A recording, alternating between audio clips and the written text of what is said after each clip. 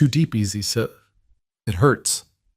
Those words would haunt Michael Hayes forever, not because of the pain in her voice, but because of who was bleeding out in his arms that stormy Boston night.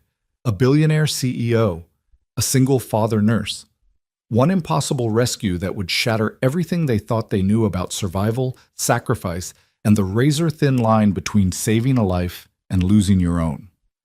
This is their story. Stay until the end and comment your city.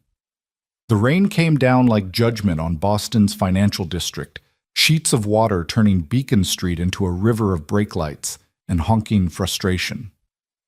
Inside the executive suite of Armstrong Biomedical's glass tower, Elizabeth Catherine Armstrong stood at her floor-to-ceiling windows, phone pressed to her ear, watching the city drown beneath her. $3.2 billion, Ms. Armstrong. Final offer. She didn't flinch. Her reflection in the rain-streaked glass showed what the business world had come to expect.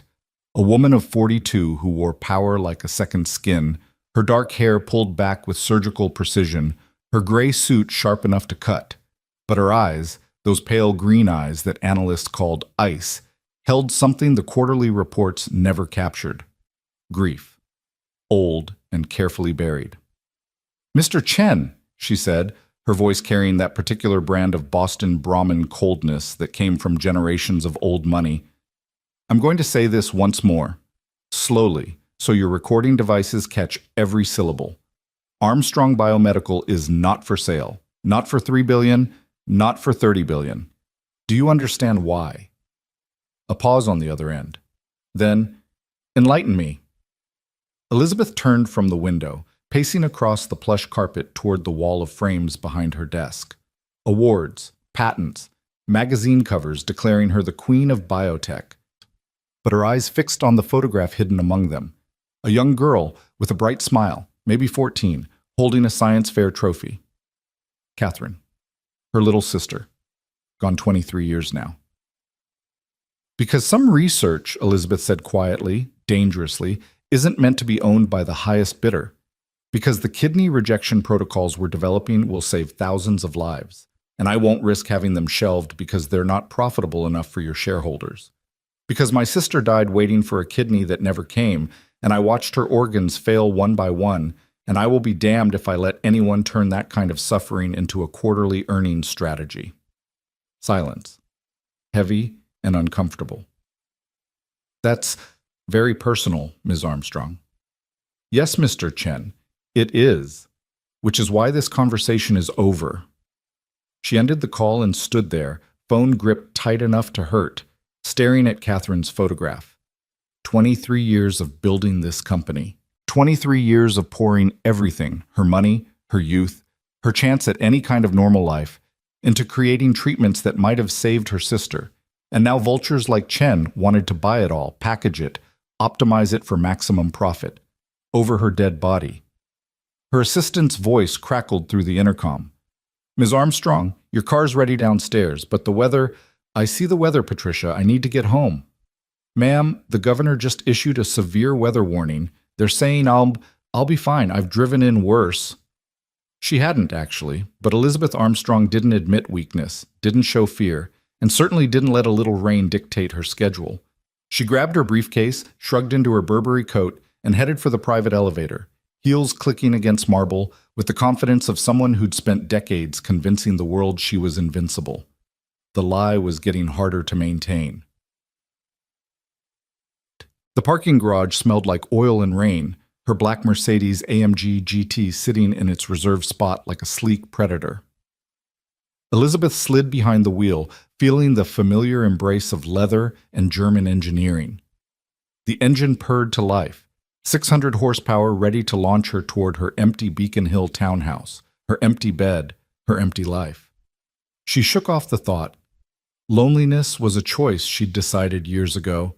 Success demanded sacrifice. Catherine's memory demanded purpose. Romance, family, connection. Those were luxuries for people who hadn't watched their baby sister's kidneys shut down in a hospital room, who hadn't held a 14-year-old's hand while she whispered, "I'm scared, Lizzie." Elizabeth shifted into gear and headed for the exit ramp. The rain hit her windshield like a fire hose the moment she emerged onto street level. She blinked, momentarily blinded by the deluge, then flicked the wipers to maximum speed. They beat frantically but uselessly against the wall of water. "Bloody hell," she muttered, easing into traffic on Beacon Street. The roads were chaos. Taxis hydroplaning, pedestrians sprinting for cover, traffic lights barely visible through the downpour. Elizabeth navigated it all with the same cool competence she brought to boardrooms, her mind already racing ahead to tomorrow's FDA meeting, the quarterly projections, the endless demands of empire. She didn't see the deer until it was too late. It bounded from the trees lining the parkway, eyes wide and panicked in her headlights, and Elizabeth's combat instincts, the ones honed by years of cutthroat business, screamed at her to brake. She did. Too hard. The Mercedes's rear end swung out on the slick pavement. Time stretched like taffy. Elizabeth felt the steering wheel spin uselessly through her hands, saw the guardrail coming, then the trees beyond it, then impact. The world exploded in a symphony of breaking glass, twisting metal, and her own sharp cry. The airbag punched her in the face, filling the cabin with white powder and the smell of burning chemicals. The car spun, rolled, and came to rest at a sickening angle. Driver's side crumpled against an oak tree that had probably stood there for 100 years, unmoved by one more human mistake. Elizabeth hung suspended in her seatbelt, head ringing, tasting copper. Blood. Her blood. Where? Pain. Sudden and shocking, radiating from her left arm. She looked down and nearly screamed. A shard of windshield glass, maybe 6 inches long, protruded from her forearm, buried deep between radius and ulna. Blood welled around it, dark and frighteningly fast, soaking through her white silk blouse. "Oh God," she whispered. "Oh God, oh God." Her phone, where was her phone? She fumbled with her right hand, searching the wreckage, but everything was glass and twisted metal, and the phone was gone. The door wouldn't open. The windshield was a spiderweb of cracks, and beyond it the rain continued its assault, turning the world into a gray blur. Elizabeth tried to breathe, tried to think, tried to remember the first aid training she'd taken years ago for some corporate requirement. Pressure, apply pressure, don't remove the object. But her right hand was shaking too badly to grip anything, and when she tried to reach for her trapped left arm, pain exploded up her shoulder, white-hot and nauseating. She was going to die here, die alone in a wrecked car on a rainy Tuesday night, not from market forces or hostile takeovers, but from simple, stupid physics. "Help!" she called out, voice already weak. "Someone help me!" But who would hear? The rain swallowed sound, and the crash had thrown her car 50 feet down an embankment, hidden from the road by trees and darkness. Her mind, that brilliant analytical engine that had built a billion-dollar company, began calculating survival odds with cold precision. Blood loss. Shock. Hypothermia from the cold rain seeping through the broken windows. Time until someone noticed she hadn't arrived home. Patricia wouldn't call until morning, and Elizabeth lived alone. So this was it. The end of the great Elizabeth Armstrong, not in some dramatic boardroom showdown, but bleeding out in a German luxury car, miles from anyone who cared. She thought of Catherine, wondered if dying felt like this for her too, this cold, creeping sensation, this dimming of the edges. Wondered if Catherine had been scared at the end, or if the morphine had taken her gently. "I'm sorry," Elizabeth whispered to the ghost of her sister. "I tried. I really—" Headlights. Cutting through the rain, moving slowly along the road above. Elizabeth wanted to scream, to wave, to do something, but her body wouldn't cooperate. The lights passed, kept going. She felt tears mix with the rain on her face, tasted salt and blood and failure. Then the lights stopped. Chapter 2. The Combat Medic. Michael Hayes had seen the skid marks. It wasn't much. Just a dark streak of rubber on wet pavement, barely visible in his headlights, but something in his gut twisted. The same instinct that had kept him alive through 2 tours in Afghanistan, the same sixth sense that made him a damn good ER nurse, screamed at him to stop. He pulled his beat-up Honda Civic to the shoulder, hazards blinking, and peered through the rain at the trees beyond the guardrail. Probably nothing, he muttered to himself, probably just someone who fish-tailed and recovered. But his hands were already reaching for the flashlight in his glove box, and his feet were already carrying him out into the deluge. Because Michael Hayes had learned long ago that probably nothing could mean the difference between life and death. The rain soaked him instantly. His scrubs, dark blue, printed with little cartoon stethoscopes that Lily had picked out because they made her giggle, clung to his skin as he approached the guardrail. He swept his flashlight beam across the embankment. Metal, chrome, the unmistakable shape of a vehicle nose down in the trees. Shit, Michael didn't think. Thinking was for people who hadn't spent their 20s pulling wounded Marines from overturned Humvees. He vaulted the guardrail, boots sliding on wet leaves as he half ran, half fell down the slope toward the wreck. The Mercedes, because of course it was a Mercedes, lay crumpled against an oak tree, driver's side crushed, steam rising from its shattered hood. Through the spider-webbed windshield, Michael could just make out a figure slumped in the driver's seat, not moving. His training kicked in with mechanical precision. Scene safety, check for fire, fuel leak, unstable vehicle.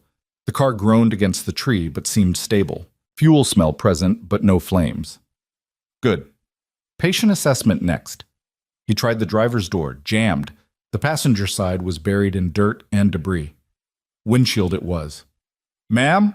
Michael called out, using the edge of his flashlight to knock away the loose glass. "Ma'am, can you hear me? I'm a nurse. I'm here to help." A sound. Weak, barely audible over the rain. "Help!" Alive. Thank God. Michael cleared enough windshield to lean through, getting his first clear look at the victim. Woman, early 40s, expensive clothes, blood, Christ, so much blood, soaking her left arm. His flashlight beam caught on the shard of glass protruding from her forearm, and his stomach clenched with professional dread. Embedded foreign object, deep penetration, possible arterial involvement. "Ma'am, I'm Michael. I'm coming in, okay? Stay very still for me." He maneuvered through the windshield opening, ignoring the glass cutting through his scrubs, until he was half kneeling on the dashboard, close enough to see her face. Pale? Clammy. Pupils responsive but sluggish. Classic signs of shock. Also, he couldn't help but notice, absolutely beautiful, even with blood on her face. High cheekbones, strong jaw, eyes that probably commanded boardrooms when they weren't glazed with pain. "Focus, Hayes." "What's your name?" he asked, fingers already finding her carotid pulse. Thready, fast, not good. "Elizabeth," she whispered. "Elizabeth Armstrong, the glass." "I see it. How long ago did you crash?" "I don't... 5 minutes? 10? Any other pain besides your arm, chest, abdomen, back?" "No, just my arm. God, it hurts so much." Michael assessed the wound quickly. The glass had entered at a downward angle through the forearm, probably between the radius and ulna. Minimal external bleeding now, which was either very good or very bad.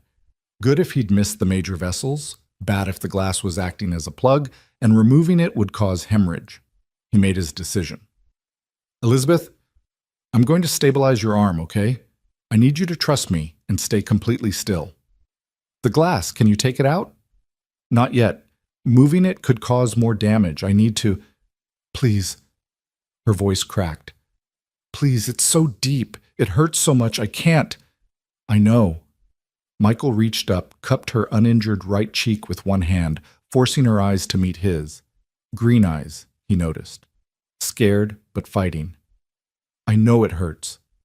But I've got you, okay? I've got you." Something in his voice, maybe the absolute certainty that came from pulling men through worse in Kandahar, made her nod. Trust from a stranger. The most precious gift in an emergency. Michael stripped off his jacket, using the fabric to carefully wrap around the embedded glass, stabilizing it without applying pressure to the wound itself. Elizabeth hissed through her teeth but didn't pull away. "Good. You're doing great." He pulled out his phone. No signal. Of course, wrong part of Boston, wrong weather. "Okay, change of plans. I'm going to carry you up to the road, flag down a car." "You can't carry me. The steering wheel..." She was right. Her legs were trapped beneath the crumpled dashboard, and her seatbelt had locked in the crash. Michael would have to free her first, which meant moving her, which meant risking further injury. Or he could wait for emergency services to arrive. Wait while she bled. Wait while shock deepened into something irreversible. No, not on his watch. Elizabeth, he used his command voice, the one that made panicked patients listen. I'm going to cut your seatbelt and pull you free. It's going to hurt. But I need you to stay conscious, okay? I need you to talk to me. Tell me about yourself. What do you do? I'm a CEO. Armstrong Biomedical. Michael's hands froze on his pocket knife. The Armstrong Biomedical? The kidney research people?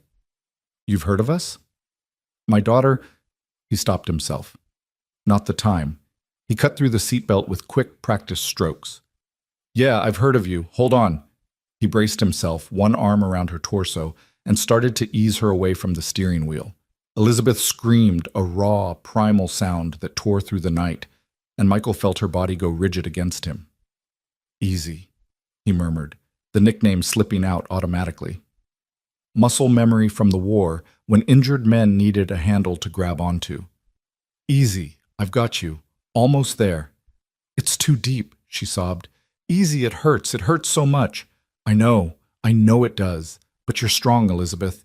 Stronger than this, come on. With one final pull, she came free. Michael caught her full weight against his chest, felt her blood soaking through both their clothes, warm despite the cold rain.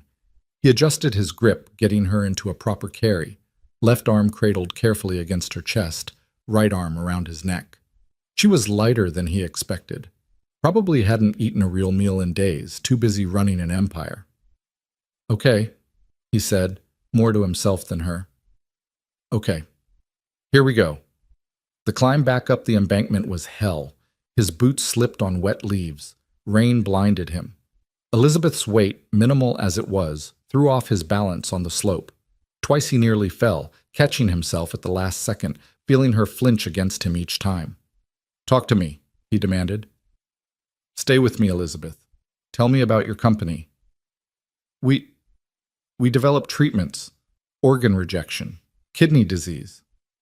Why kidneys? A long pause. He thought he'd lost her until she whispered, My sister, Catherine. She died when I was 19. Kidney failure. Waited 2 years for a transplant that never came. Michael felt something shift in his chest, recognition of shared grief. He knew that particular wound, the one left by watching someone you loved die from something that shouldn't have killed them. I'm sorry, he said, and meant it. Me too. They reached the guardrail. Michael got them over it and into the middle of the road, rain pouring down, his arms shaking with adrenaline and exertion. Headlights appeared in the distance, a truck moving slowly through the storm. Michael stood in the middle of the road, holding Elizabeth, and didn't move. The truck slammed on its brakes, horn blaring. Help! Michael shouted. I need your phone! Medical emergency!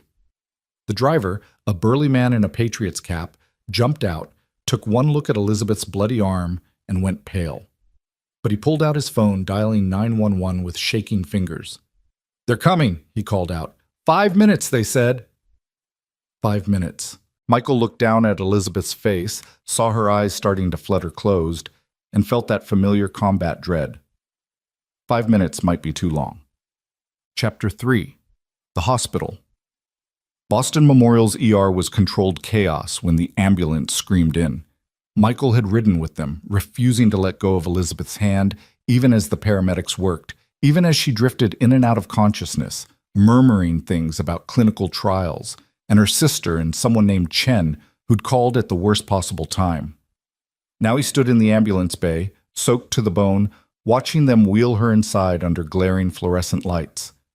A doctor he recognized, Dr. Sarah Chen, no relation to the business vulture, took one look at the arm and started barking orders. Trauma 2! Get me OR availability now. Someone page vascular and ortho. Michael? He turned. Marcus Rodriguez, his friend and fellow nurse, stood in the doorway, staring at him like he'd seen a ghost. Dude, you look like you went swimming in blood. Michael looked down at himself. His scrubs were indeed soaked through with Elizabeth's blood, turning the cartoon stethoscopes into something from a horror movie. He laughed, a sharp, slightly unhinged sound. Found a crash victim. Mercedes in the trees off Beacon. She's, he gestured toward the trauma bay.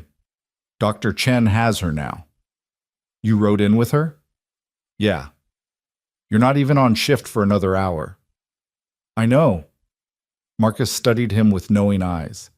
They'd served together, both Navy hospital corpsmen, both carrying the particular weight that came from holding someone's life in your hands. You okay, man? Fine. Michael ran a hand through his wet hair. I need to clean up, change, get to work. Or you could go home. You just saved someone's life. I think you've earned... Marcus. Michael's voice came out harder than he intended. I have a shift. I have bills. I have Lily waiting for Mrs. Chen to give me an all-clear after this respiratory thing. I can't go home. Understanding flickered across Marcus's face. Lily. The reason Michael worked doubles, picked up extra shifts, lived on coffee and determination. The 8-year-old girl who'd already survived more than most adults, whose kidney transplant 3 years ago had been the best and worst day of Michael's life. Right, okay, go shower in the staff locker room. I'll grab you clean scrubs. Michael nodded gratefully and headed inside, but found himself pausing outside Trauma 2, watching through the window as they worked on Elizabeth. Dr. Chen was examining the glass, talking rapidly to the surgical resident. Elizabeth was awake now, her face tight with pain, but her eyes, those remarkable green eyes, tracked everything with sharp intelligence. Foreign body embedded approximately 4 centimeters, Dr. Chen was saying. No sign of arterial damage, but we won't know until we get in there. Prep her for surgery. Wait! Elizabeth's voice, hoarse but commanding. I need to call my office. Patricia, tell her, ma'am, you're going into surgery. I don't care, She turned her head and somehow, through the chaos and the pain, her eyes found Michael standing in the hallway. Recognition sparked. You, the nurse. You're still here. Michael pushed through the door before he could think better of it. I work here. I'm fine, by the way. Thanks for asking. A ghost of a smile touched her lips. Thank you for asking if I was okay first. Fair point. Dr. Chen looked between them, eyebrows raised. You two know each other? He pulled me out of the car, Elizabeth said, carried me up a hill in a storm, held my hand in the ambulance. She fixed Michael with an intense stare. I don't even know your last name. Hayes. Michael Hayes. Well, Michael Hayes. She winced as they shifted her arm. I owe you my life. Just doing my job. No. Something fierce entered her voice. You went down that embankment when anyone else would have driven past. You stayed when you could have left. That's not a job. That's... She broke off, breathing hard. Ma'am, we really need to get you to surgery, Dr. Chen said gently. Elizabeth nodded but kept her eyes on Michael. Will you still be here? After? I'm working the night shift, so yeah. Good. She let them start wheeling her toward the OR. Then I'll see you after, Michael Hayes. I have questions about what kind of nurse carries wounded CEOs through rainstorms. And with that, Elizabeth Armstrong disappeared behind surgical doors, leaving Michael standing in an empty trauma bay, trying to figure out what the hell had just happened. He was 3 hours into his shift, working on his 4th coffee and his 12th patient, when his phone buzzed. Mrs. Chen, Lily's babysitter. Michael's heart stopped. He stepped into the supply closet, hand shaking as he answered. Mrs. Chen, is everything okay? Michael, I'm so sorry to bother you at work. The elderly woman's voice sounded rough, congested. I think I'm coming down with something, a cold, maybe flu, and with Lily's immune system. Say no more. I'll figure something out. But what? It was 10 p.m. on a Tuesday. His mother lived in Florida. He had no other family in Boston, no backup plan, no... She can come here. Michael spun around. Marcus stood in the doorway, arms crossed. I heard. My wife's home with the kids anyway. One more won't make a difference. Marcus, I can't ask you to... What? You're not asking. I'm offering. Besides, Lily and Miguel are buddies. They can watch movies or something. He pulled out his phone. I'll text Maria. You call Mrs. Chen back. Tell her to bring Lily to our place. It's on the way to your apartment anyway. Michael wanted to argue. wanted to maintain the careful independence he'd built over the past 3 years, the wall that kept his professional life and his disaster of a personal life separate. But Lily came first, always. "Thank you," he said quietly. "That's what family does, hermano. Family." The word hit Michael harder than it should have. He had Lily, and she was everything, but sometimes the weight of single parenthood felt like drowning on dry land. Having someone like Marcus, someone who just helped without judgment or pity. His phone buzzed again. A text from the surgical floor. "Armstrong out of surgery. Stable.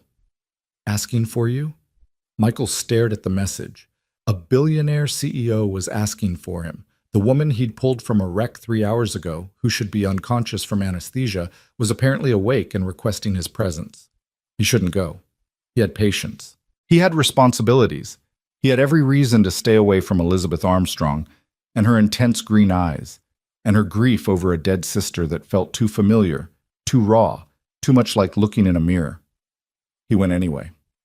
The post-op recovery room was dim, machines beeping softly, and Elizabeth lay in bed 4 with her left arm wrapped in pristine white bandages elevated on pillows. An IV drip fed clear fluids into her right arm. She looked smaller somehow, without the armor of power suits and designer heels. She also looked wide awake. "You're supposed to be sleeping," Michael said, keeping his voice soft. "Gave me the good drugs." Her words slurred slightly. "But I needed to stay awake, in case you came." "Why?" "Because." She turned her head on the pillow, fixing him with those eyes. "Because I need to thank you properly. Because I need to know why you came down that hill." Michael pulled up a chair, sitting at her bedside. "I told you, it's my job." "You weren't working yet." "I'm a nurse. I'm always working." "That's not an answer. Maybe it's the only one you're getting." They sat in silence, the machines filling the space between words. Then Elizabeth said, very quietly, "You have someone. A daughter, you said, in the ambulance." Michael went still. "How did you... You mentioned Armstrong Biomedical's kidney research, said my daughter, and then stopped yourself." Her eyes sharpened despite the drugs. "She's sick. Kidneys." It wasn't a question, and Michael found himself answering anyway, pulled by something in her voice, the same grief he'd heard when she talked about Catherine. "Lily, she's 8, had a transplant 3 years ago. Doing great mostly, but..." He rubbed his face. "Transplants are never perfect. We manage. We're lucky." "Lucky?" Elizabeth repeated the word like it tasted strange. "Because she got a kidney, or because she's still here?" "Both, neither. I don't know. I understand that."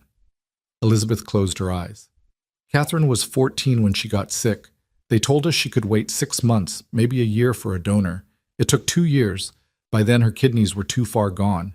The transplant failed within 6 months, and her body just gave up." "I'm sorry." "Everyone always is." She opened her eyes again. "But you know what it's like to watch someone you love fight for every day, to wonder if this is the day the transplant fails, if this is the day you lose them." Michael swallowed hard. "Yeah, I know. That's why you came down that hill.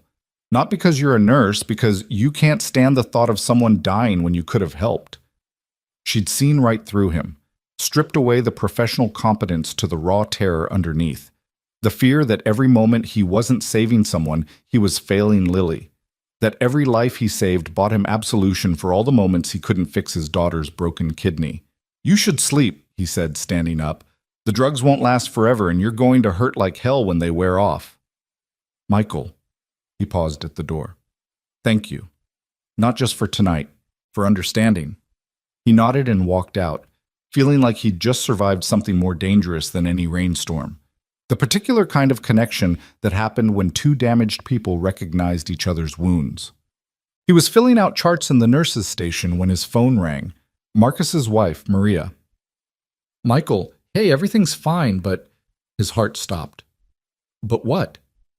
"Lily's running a fever, just low grade, and she's acting fine, but given her history, I thought you should know." Michael was already moving, grabbing his jacket, his keys, his... Hayes! Dr. Chen appeared at his elbow. Where are you going? My daughter. She's sick. I need to... Go. Dr. Chen waved him off. Rodriguez can cover. Go take care of your kid. Michael ran. He made it to Marcus's house in 15 minutes that should have taken 30, taking corners too fast, heart pounding. Maria met him at the door, Lily bundled in blankets on the couch behind her, looking small and feverish but smiling when she saw him. Daddy! Michael crossed the room in 3 strides, pressing his hand to her forehead. Warm. Not dangerous, but with Lily's compromised immune system, warm could become dangerous fast. Hey, baby girl, how do you feel? Tired. A little cold. She snuggled against him. Mrs. Chen was sick, so I came here to play with Miguel. We watched Encanto twice. That sounds fun. Daddy? She looked up at him with eyes too wise for 8 years old. Am I going to be okay? The question every transplant parent dreaded, because the honest answer was, I don't know, baby. I hope so. I pray so. But I don't know. Yes, Michael lied, you're going to be fine. But we need to go home now. Get you into your own bed. He thanked Marcus and Maria would have to figure out how to repay them later, and carried Lily out to the car. She fell asleep on the drive home, her head against his shoulder, breathing steady but congested. Their apartment was small. 1 bedroom for Lily, 1 for him, a kitchen barely big enough to turn around in. But it was theirs, paid for with double shifts and careful budgeting, and the particular kind of poverty that came from medical bills even insurance didn't cover. Michael tucked Lily into bed, took her temperature, 100.2, higher than he liked, and sat watching her sleep, laptop open to her medical portal. Her last labs had been 6 weeks ago. Creatinine slightly elevated but stable, GFR holding at 60%. Not great, but manageable. A fever could be nothing, or it could be the start of rejection. His phone buzzed. A text from an unknown number. This is Elizabeth Armstrong. Patricia tracked down your number through hospital HR. I hope that's not inappropriate. I wanted to check that you made it home safely. Michael stared at the message. At 2 a.m, still drugged from surgery, a billionaire CEO was texting him to make sure he was okay. Home safe. You should be sleeping, so should you, but I suspect we're both sitting up worrying about things we can't control. He shouldn't respond, shouldn't encourage whatever this was, this strange connection forged in blood and rain and shared understanding of loss.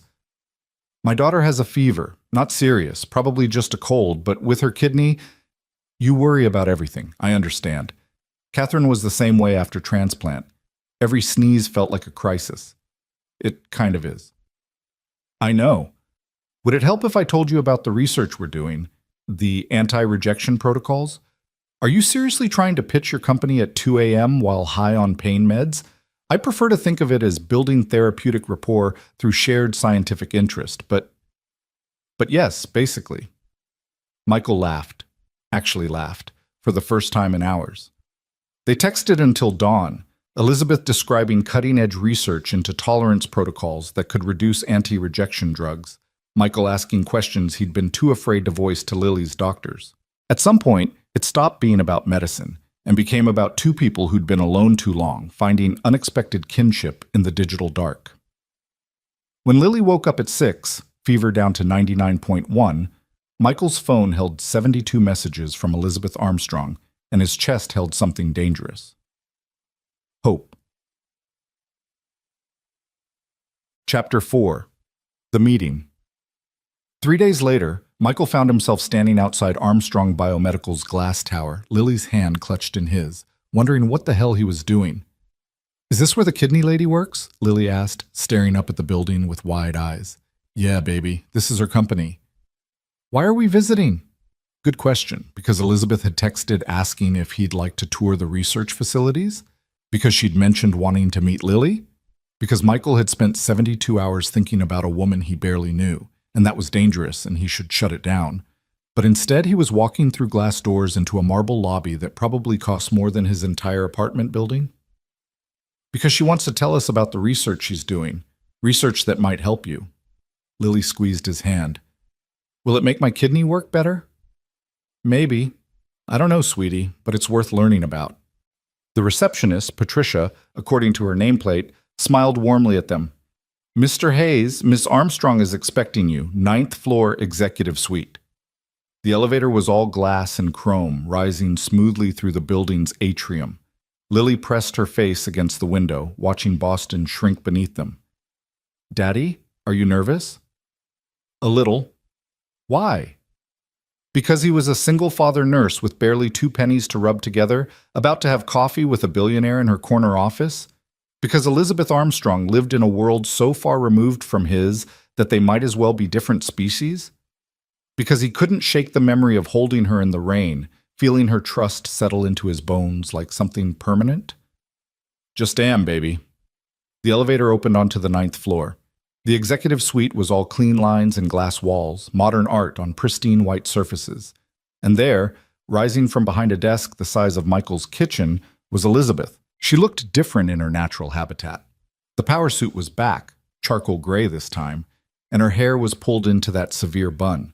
But her left arm was still bandaged, held carefully against her side, and when she saw them, something in her face softened. Michael, and this must be Lily. Lily stepped forward with the particular fearlessness of children who'd spent too much time in hospitals. Hi. Are you the lady my daddy saved? Elizabeth's eyes flicked to Michael, amusement dancing in them. Yes, I am, and I'm very grateful to him. He saves people all the time. It's his job. So he tells me, but I think he's being modest. Elizabeth came around the desk, moving carefully with her injured arm and crouched to Lily's level. I heard you have a very special kidney. A transplant? Yep. From someone who died. Daddy says that person was very brave to help me. Your daddy's right. Elizabeth's voice went soft. I had a sister who needed a kidney too. She didn't get one in time. Lily studied her with those 2 wise eyes. That's sad. It is, which is why I started this company, to help other kids like you. And my sister. Elizabeth stood, gesturing toward her office. Would you like to see what we're working on? For the next hour, Elizabeth Armstrong, CEO, billionaire, ice queen of Boston business, sat on the floor of her office with an 8-year-old girl using crayons and paper to explain complex immunology. Michael watched from a chair, coffee forgotten in his hand, as Elizabeth talked about T-cells and antibodies and tolerance protocols, translating graduate-level science into language a child could understand. Lily was enraptured. So if the T-cells learn to like my kidney, she said slowly, working through it, then I won't need as much medicine? Exactly. Right now you take medicine that tells your whole immune system to be quiet, right? But that makes you sick more easily. I get colds all the time. I know. But what if we could teach just the T-cells that attack your kidney to stop, without making the rest of your immune system weak?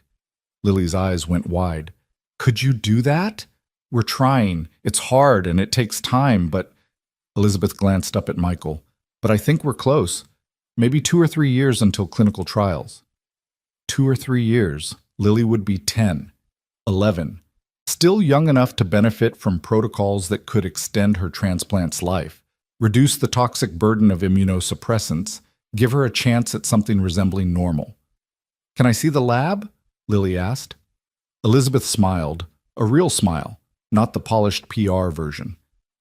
I think that can be arranged. They toured the facilities, Elizabeth pointing out centrifuges and cell cultures, researchers in white coats who waved at their boss and smiled at the curious girl peppering them with questions. Michael trailed behind, watching Elizabeth watch Lily, seeing something transform in the CEO's face. She was seeing Catherine, the sister who'd loved science fairs and biology and had dreamed of becoming a doctor before kidney disease stole that future. In Lily, bright and curious and fighting for every day, Elizabeth was getting a glimpse of what her sister might have become. Mr. Hayes? Patricia appeared at his elbow. Ms. Armstrong asked me to give you this. She handed him a folder. Inside, paperwork for Armstrong Biomedical's Patient Assistance Program, a referral to the company's research coordinator, and a personal note in Elizabeth's precise handwriting. Lily reminds me of Catherine, brilliant, brave and full of questions. I'd like to help, if you'll let me. Not as a CEO. As someone who understands what you're fighting for. E. Michael's throat tightened. He looked up to find Elizabeth watching him from across the lab, Lily chattering beside her about cellular membranes, and something passed between them. Acknowledgement. Understanding. The particular bond of two people who'd seen loss and refused to surrender. "Daddy!" Lily called out. "Mrs. Elizabeth says there's a clinical trial starting next year for kids with transplants. Can I be in it?" Michael met Elizabeth's eyes. She nodded slightly, seriously, making him a promise without words. "I'll keep her safe. I won't let what happened to Catherine happen to Lily." "We'll talk about it, baby." But he already knew the answer. They left as the sun set over Boston, Lily clutching a stuffed kidney plushie, an actual kidney-shaped stuffed toy that Elizabeth had pulled from a cabinet of promotional items, and Michael carrying the folder that might change everything.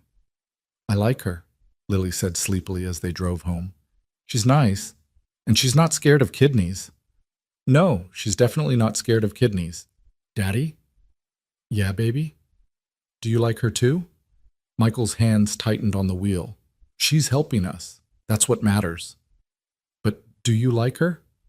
Out of the mouths of babes, 8 years old and already too perceptive for his own good. "Yeah," Michael admitted. "I think I do." "Good. You should have friends. You're always alone." "I have you. That's different. You need adult friends. People who aren't me." Lily yawned. "Miss Elizabeth is sad, I think. Under all the smiling, like she lost something important." "She did. Her sister." "Then maybe you can both be less sad together." Simple wisdom from a child who'd spent half her life learning that bodies broke and people left and sometimes love meant losing.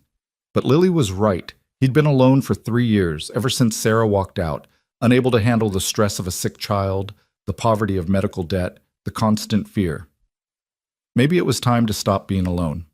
His phone buzzed at a red light. "Elizabeth. Thank you for bringing Lily today. She's extraordinary. Like someone else I knew. Thank you for the assistance program paperwork, and for treating her like the scientist she wants to be." "Michael, can I ask you something?" "Sure. Why did you really come down that embankment?" The truth this time. Michael sat at the red light, Lily dozing beside him, and typed the words he hadn't admitted to anyone, maybe not even himself. "Because I know what it's like to be drowning and need someone to pull you out. Because I'm tired of losing people. Because something in me couldn't walk past and leave you there." A long pause. Then, "That's what I thought. And that's why I'm going to help Lily. Because you saved my life and now I want to save hers. Not as repayment. As choice." The light turned green. Michael drove home, heart full of something that felt dangerously like hope, while Lily slept and held her kidney plushie and dreamed of T-cells learning to be kind. Behind them, in a glass tower, Elizabeth Armstrong stood at her window and watched the city lights, thinking about a nurse who'd carried her through a storm and a little girl who reminded her why she'd built this empire in the first place. Some rescues, she was learning, didn't end when the ambulance drove away. Some rescues were just beginning. The weeks that followed took on a rhythm that felt both strange and inevitable. Elizabeth found herself texting Michael at odd hours. Medical questions at first, then questions about Lily's progress, then eventually just thoughts about the rain, the city, the particular loneliness of late nights when the work was done, but sleep wouldn't come. Michael responded with the same careful honesty he'd shown in the wreckage, never hiding behind platitudes, never pretending their situations were anything but complicated. On a Thursday morning 3 weeks after the crash, Michael's phone rang during his morning shift. Elizabeth's name flashed on the screen, and he ducked into the supply closet to answer. "Little early for you, isn't it?" he said. Elizabeth rarely called before 9, her schedule packed with meetings that started at dawn. "I've been up since 4. Her voice carried an edge he hadn't heard before, excitement mixed with something harder to define. "Michael, I need you to bring Lily in today. Can you get away?" His stomach dropped. "What's wrong?" "Did something happen with—" "Nothing's wrong. The opposite, actually." Papers rustled on her end. "The FDA just granted us fast-track designation for the pediatric tolerance protocol. We can start patient recruitment immediately. Michael's world tilted. You said clinical trials were 2 years away. I thought they were, but the data from our phase 1 adult trials came back stronger than expected. And with the fast track status, Michael, we could start treating patients in 6 months, maybe less. 6 months. Half a year between Lily and a treatment that could change everything. What do you need? He asked. Initial screening, blood work, tissue typing, full medical history review. If Lily qualifies, and based on what you've told me she should, she could be among the first cohort. Elizabeth paused. I'm not promising miracles. This is experimental. There will be risks. There are always risks. Not like this. We're essentially reprogramming her immune system. If something goes wrong, we'll be where we already are. Fighting. Michael leaned against the supply shelves, closing his eyes. When do you need us? 2 o'clock. I've cleared my afternoon. I want to walk you through everything personally. Elizabeth. He kept his voice low. Why are you doing this? And don't say it's standard procedure, because I know CEOs don't personally screen trial participants. Silence stretched between them. Then quietly. Because Lily deserves someone who'll fight as hard for her as you do. And because I couldn't save Catherine, but maybe I can save her. The honesty in her voice hit him like a physical blow. This wasn't charity. This was redemption. We'll be there at 2, Michael said. He hung up and stood in the supply closet, surrounded by bandages and antiseptic, trying to process what this meant. Hope had always been dangerous with Lily. Every good lab result, every stable month felt like borrowed time, waiting for the inevitable crisis. But this was different. This was Elizabeth Armstrong, who'd built an empire on determination and grief, offering them a chance at something better. He found Marcus at the nurse's station. I need to leave early today. Family thing. Marcus looked up from his charts, concern flickering across his face. Lily, okay? Yeah, better than okay, maybe. Michael couldn't quite keep the tremor from his voice. Elizabeth, Ms. Armstrong, her company just got FDA approval to start clinical trials. She wants to screen Lily today. The tolerance protocol? The one she was telling you about?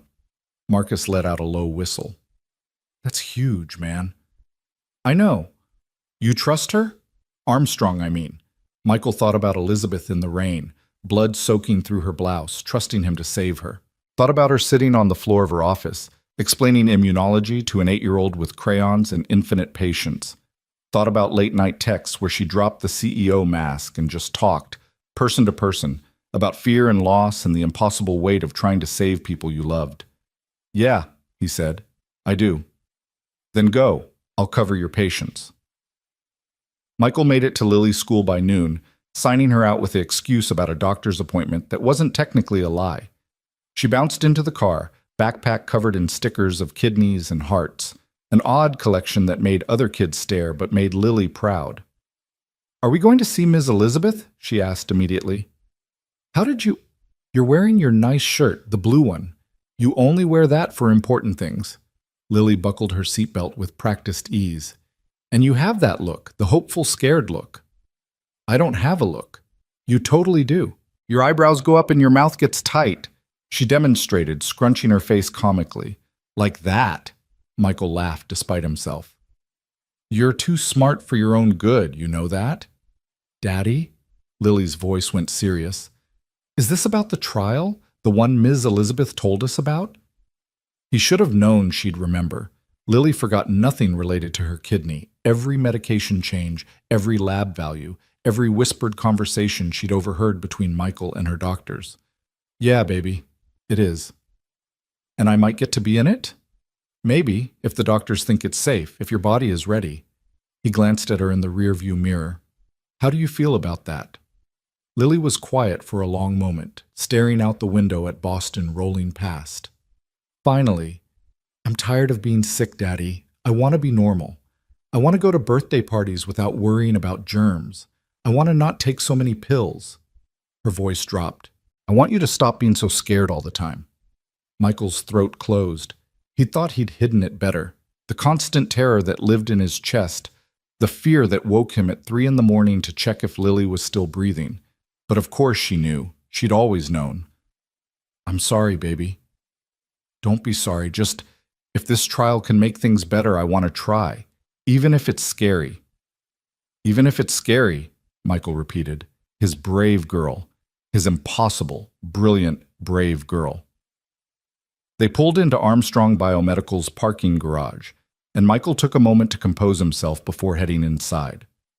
Elizabeth met them in the lobby herself. No assistant, no entourage. She'd traded the power suit for slacks and a cashmere sweater, her injured arm free of bandages now, but still moving carefully. Lily.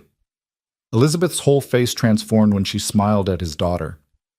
I'm so glad you're here. Ms. Elizabeth, your arm looks better. Thanks to your father. He's very good at his job. Elizabeth's eyes met Michael's, something warm passing between them. Shall we head upstairs? I have the whole medical team waiting to meet you. The clinical research floor was different from the executive suite. Less glass and chrome, more hospital functionality.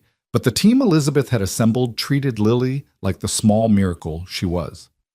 Dr. Sarah Okonkwo, the principal investigator, knelt to Lily's level and explained every test before they performed it. The phlebotomist let Lily choose her bandage color. The research coordinator gave her a folder with information written specifically for kids, complete with cartoon T-cells wearing tiny boxing gloves. Through it all, Elizabeth stayed close, answering Lily's endless questions with the patience of someone who genuinely loved talking about immunology. Michael watched them together, the billionaire CEO and the 8-year-old transplant patient, and felt something shift in his chest. This wasn't about gratitude or obligation anymore. Elizabeth cared about Lily, really cared. After 2 hours of tests, Dr. Okonkwo pulled Michael aside while Lily explored the research lab with Elizabeth. Mr. Hayes, I need to be frank with you about what we're proposing. Michael braced himself. I'm listening. Lily's current immunosuppression regimen is working, but her creatinine has been creeping up. Not alarmingly, but enough to suggest we're starting to see chronic rejection changes. At her current trajectory, she might need another transplant in 5 to 7 years. I know. Michael had been watching those numbers, calculating the same grim timeline. This protocol could change that. If successful, we could essentially retrain her immune system to recognize the transplanted kidney as self rather than foreign. She'd still need some immunosuppression, but dramatically reduced. Better quality of life, fewer infections, longer graft survival. And if it's not successful? Dr. Okonkwo met his eyes steadily. Worst case? Acute rejection. We'd have to rescue her with high-dose steroids, possibly plasma exchange. There's approximately a 15% chance of significant complications. But Michael, and I'm speaking as a clinician, not a researcher, that risk exists every day with her current treatment. At least this way, we're trying for something better. 15%. Michael had faced worse odds in Afghanistan, had made life or death decisions with less information. But this wasn't his life, this was Lily's. Can I have time to think about it? Of course. The consent process takes weeks anyway. Read everything, ask questions, talk to Lily. Dr. Okonkwo squeezed his shoulder. For what it's worth, if she were my daughter, I'd say yes. Michael found Elizabeth and Lily in the main lab, peering through a microscope at slides of T-cells. Lily was narrating what she saw with the confidence of a future scientist. That one looks angry, like it wants to fight. That's exactly what it wants to do, Elizabeth said. It's a killer T-cell. See how it's bigger than the others? That's because it's activated, ready to attack something it thinks is dangerous. Like my kidney? Sometimes, yes, but we're teaching it not to. Lily looked up from the microscope, her expression serious. Will it hurt? The teaching part? Elizabeth glanced at Michael, seeking permission to answer honestly. He nodded slightly. A little bit, yes. You'll need some extra medications for a while, and you'll have to come to the hospital more often for checkups. But Lily, Elizabeth crouched beside her. I promise we'll do everything we can to keep you safe. Your dad will be here. I'll be here. A whole team of doctors who care about you will be here. Because you couldn't save Catherine? The bluntness of the question made Michael wince, but Elizabeth didn't flinch. Yes, because I couldn't save my sister, and I don't want any other sister or daughter to go through what she did. Lily considered this with the gravity of someone much older. Okay, I want to try, but only if Daddy says it's okay. Two pairs of eyes turned to Michael, one green and intense, one brown and trusting.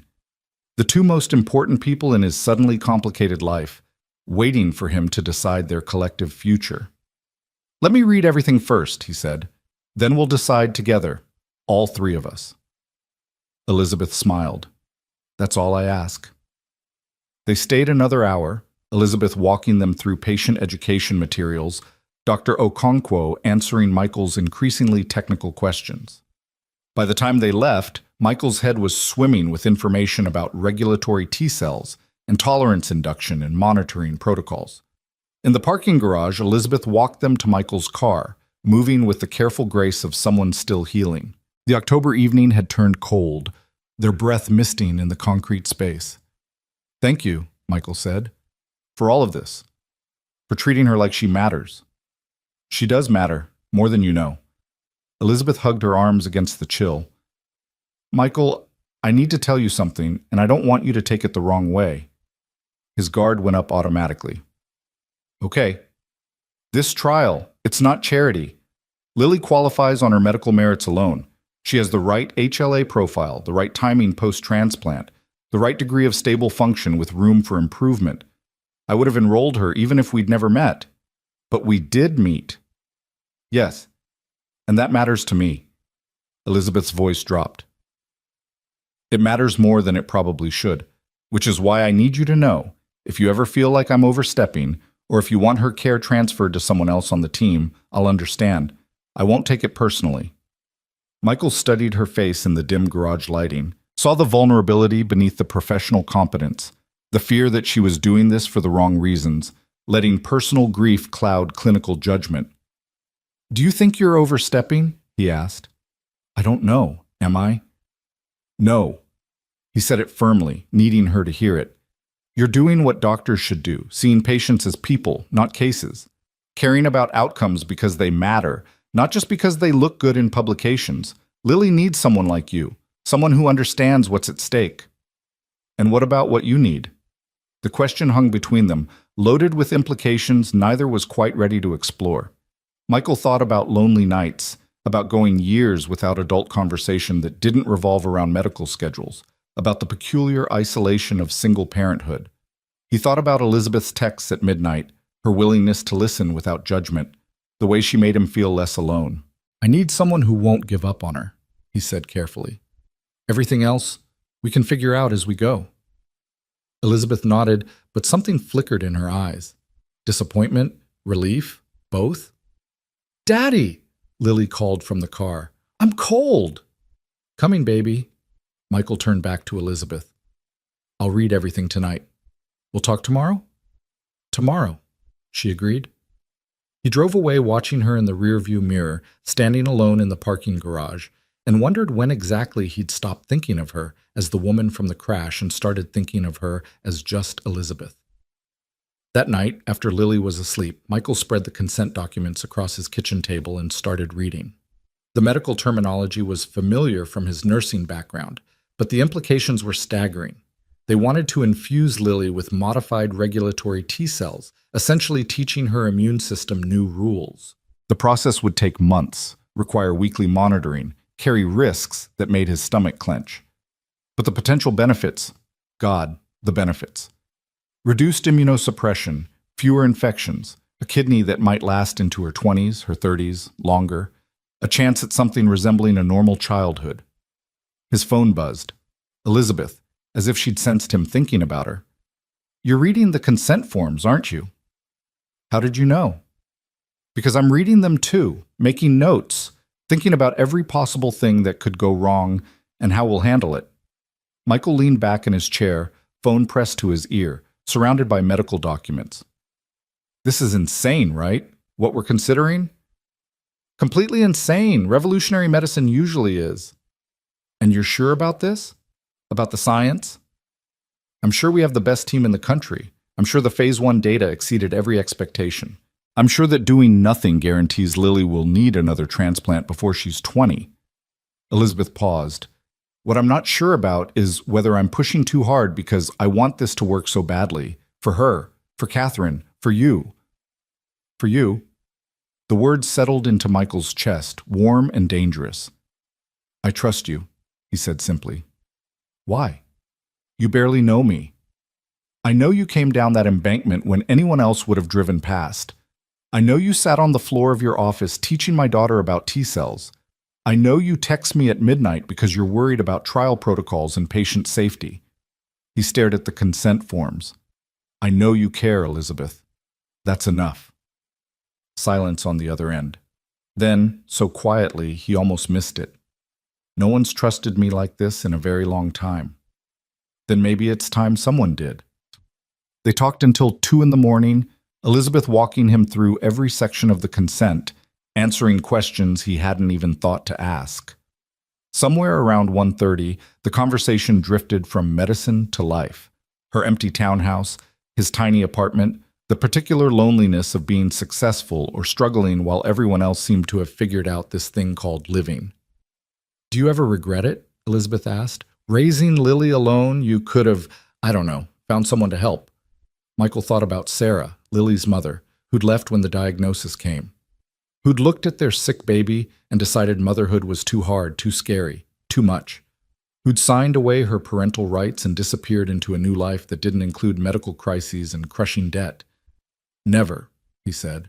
Not once. Lily is the best thing that ever happened to me, even with everything else. You're a good father, Michael. I'm trying to be. You're succeeding. Elizabeth's voice carried a wistfulness. Catherine and I used to dream about families.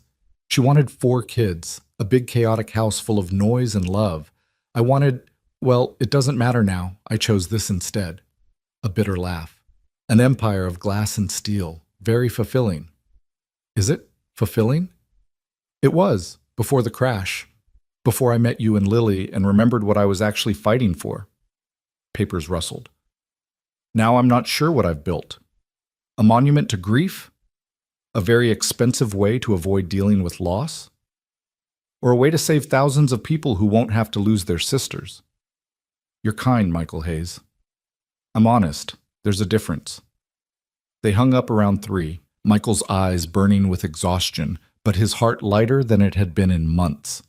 He checked on Lily, still sleeping peacefully, kidney plushie clutched to her chest, and finally let himself admit what he'd been avoiding for weeks.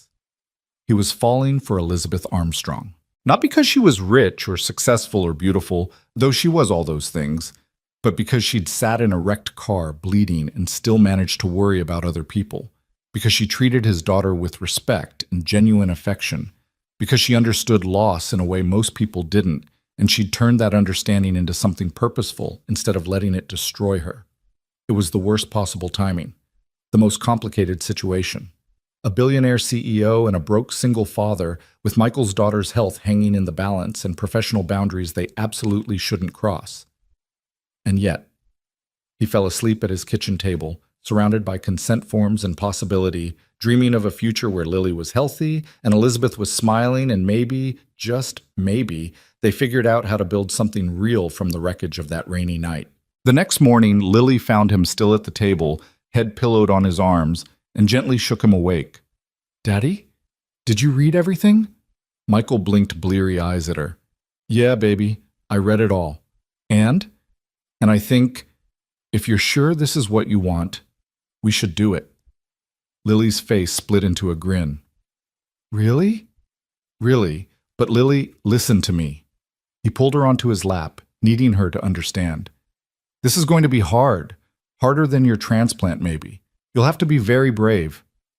I can be brave. I'm always brave. I know you are. The bravest person I know. He hugged her tight. When did you get so grown up? I've always been grown up. You just didn't notice. She was right, he realized.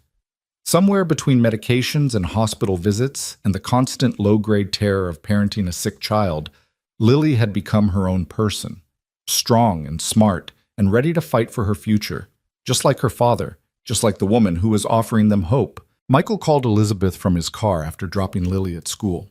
We're in. Lily said yes. I said yes. Let's do this. The sound Elizabeth made, half laugh, half-sob, told him everything he needed to know about how much this meant to her. "Thank you," she whispered. "Thank you for trusting me with her. Thank you for caring. Michael," she hesitated. "After we get through enrollment and the first few infusions, when things are stable, I'd like to take you both to dinner, somewhere nice, to celebrate." "Elizabeth Armstrong, are you asking me on a date?" "I'm asking to take my patient and her father to dinner, as a thank you." "That's not what I asked." A long pause, then, "Yes, I suppose I am. If you'd want—" "Yes," Michael said, grinning at his steering wheel like an idiot. "We'd want that very much." "Oh, good. That's good." She sounded flustered. Elizabeth Armstrong, who commanded boardrooms and stared down corporate raiders, was flustered over asking him to dinner. The realization made Michael's heart do something complicated and wonderful. The consent process took 3 weeks. Lawyers reviewed everything, ethics committees scrutinized protocols, and Michael signed so many forms his hand cramped. Through it all, Elizabeth was present, not just as CEO, but as someone invested in every detail of Lily's care. She attended team meetings, reviewed lab results personally, and sent Michael articles about tolerance induction at 2 a.m. with notes like, "This explains the mechanism better than our consent form does." Lily started calling her Ms. Elizabeth the Kidney Lady, which made Elizabeth laugh until tears streamed down her face. The first infusion was scheduled for mid-November, just as Boston's weather turned properly cold. Michael took 2 days off work, calling in every favor he'd accumulated because nothing would keep him from Lily's side. They arrived at the research unit at 7 a.m, Lily clutching her kidney plushie and wearing her bravest face. Elizabeth met them at the door, and Michael noticed immediately that she looked like she hadn't slept. Dark circles under her eyes, coffee cup gripped too tight. That particular tension that came from caring too much. "Ready?" she asked Lily. "Ready? Are you ready?" Elizabeth laughed shakily. "I've been preparing for this for 23 years, so yes. I think I'm ready." The infusion room was designed to feel less clinical. Soft colors, comfortable chairs, a TV playing cartoons. Lily settled into the oversized recliner while Dr. Okonkwo explained everything one more time. "These T-cells are special. We took some of your blood last week, remember? And we taught certain cells how to be peacekeepers instead of warriors. Now we're putting them back in you. It'll take about 3 hours, and you might feel a little warm or tired, but it shouldn't hurt." "Will I be able to tell they're working?" Lily asked.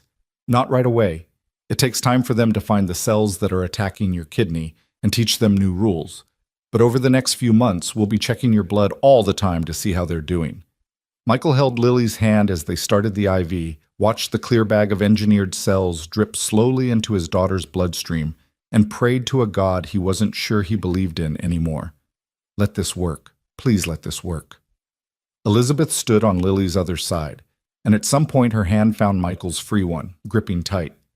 They stayed like that for 3 hours, a strange little family bound by hope and science and the memory of loss. While the cells did their invisible work, Lily tolerated it beautifully. She watched movies, ate popsicles, asked Dr. Okonkwo approximately 700 questions about cellular biology. Only once did she squeeze Michael's hand extra tight, whispering, "Daddy, I'm scared." "I know, baby, but you're doing so great. I'm so proud of you." "Is Ms. Elizabeth scared too?" They both looked at Elizabeth, who'd gone very still. "Yes," she admitted. "I'm terrified. But that's okay. Being scared means we care." "I care a lot," Lily said seriously. "Me too." When the infusion finished, they kept Lily for observation another 2 hours. She dozed in the recliner, Michael and Elizabeth maintaining their silent vigil, hands still clasped between the chairs. "Thank you," Elizabeth whispered, "for letting me be here. Thank you for making this possible. If it works, when it works," Michael corrected. "When it works," Elizabeth agreed, a small smile touching her lips. "When it works, we're going to help so many kids. Lily will be the first, the pioneer." She'd like that, being a pioneer. They took Lily home that evening, Michael carrying his sleeping daughter from the car to her bed.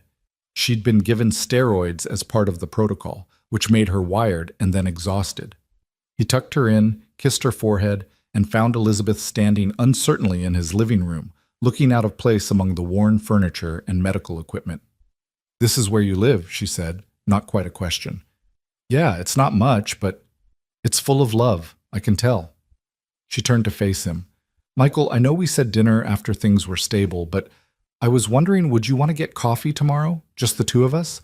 I'd like to talk about things that aren't medicine or trials or—" "Yes," he said, cutting off her nervous rambling. "I'd like that." "Oh, good.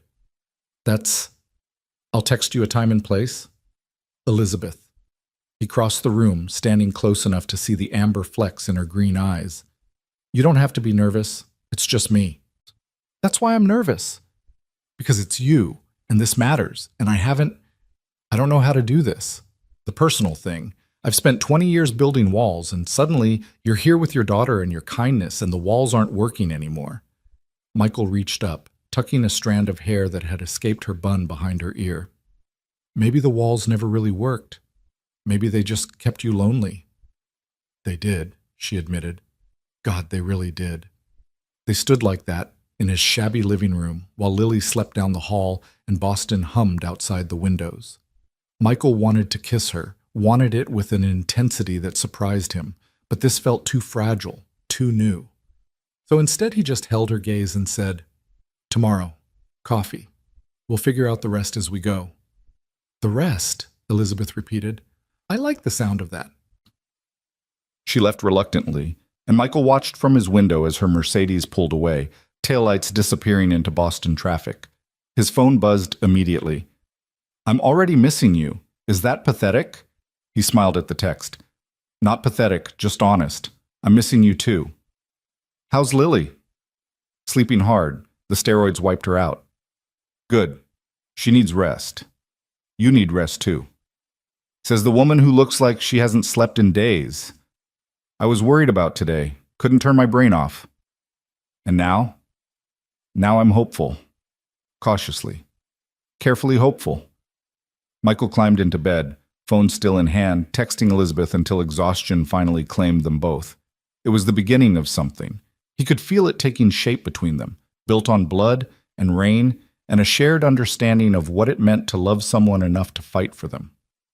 The next morning they met at a coffee shop in Cambridge, far enough from the hospital that they wouldn't run into colleagues. Elizabeth arrived first, already sitting at a corner table when Michael walked in. She'd traded her power suit for jeans and a sweater, her hair down around her shoulders, and she looked younger, less guarded. "Hi," she said, sounding almost shy. "Hi." Michael slid into the seat across from her. "This is weird, right? Good weird, but weird. So weird. I kept trying to prepare conversation topics, then realized that was ridiculous because we talk all the time." She pushed a coffee toward him. "Black, 2 sugars, I remembered." "You remembered my coffee order." "I remember everything about you." She said it simply, like it was obvious. "The way you check your phone every 5 minutes when you're worried about Lily. The way you get this little crease between your eyebrows when you're reading medical articles. The way you—" She stopped, cheeks coloring. "Sorry, that's probably creepy." "It's not creepy. It's sweet." Michael reached across the table, taking her hand. "Elizabeth, I need to tell you something, and I need you to just listen, okay?" She nodded, suddenly nervous. "I'm not rich. I work doubles to make rent. I have medical debt that'll probably follow me to my grave. I shop at thrift stores and clip coupons, and sometimes dinner is cereal because I'm too tired to cook." He squeezed her hand. "I can't take you to fancy restaurants or buy you expensive gifts or fit into your world. I'm barely holding mine together most days. Michael, but I'm falling for you, hard, and I need to know if that's going to be a problem. If the reality of my life is too much, or if you were expecting something different, I need to know now. Before this goes further, before Lily gets more attached, before I—" His voice cracked slightly. "Before I fall any harder."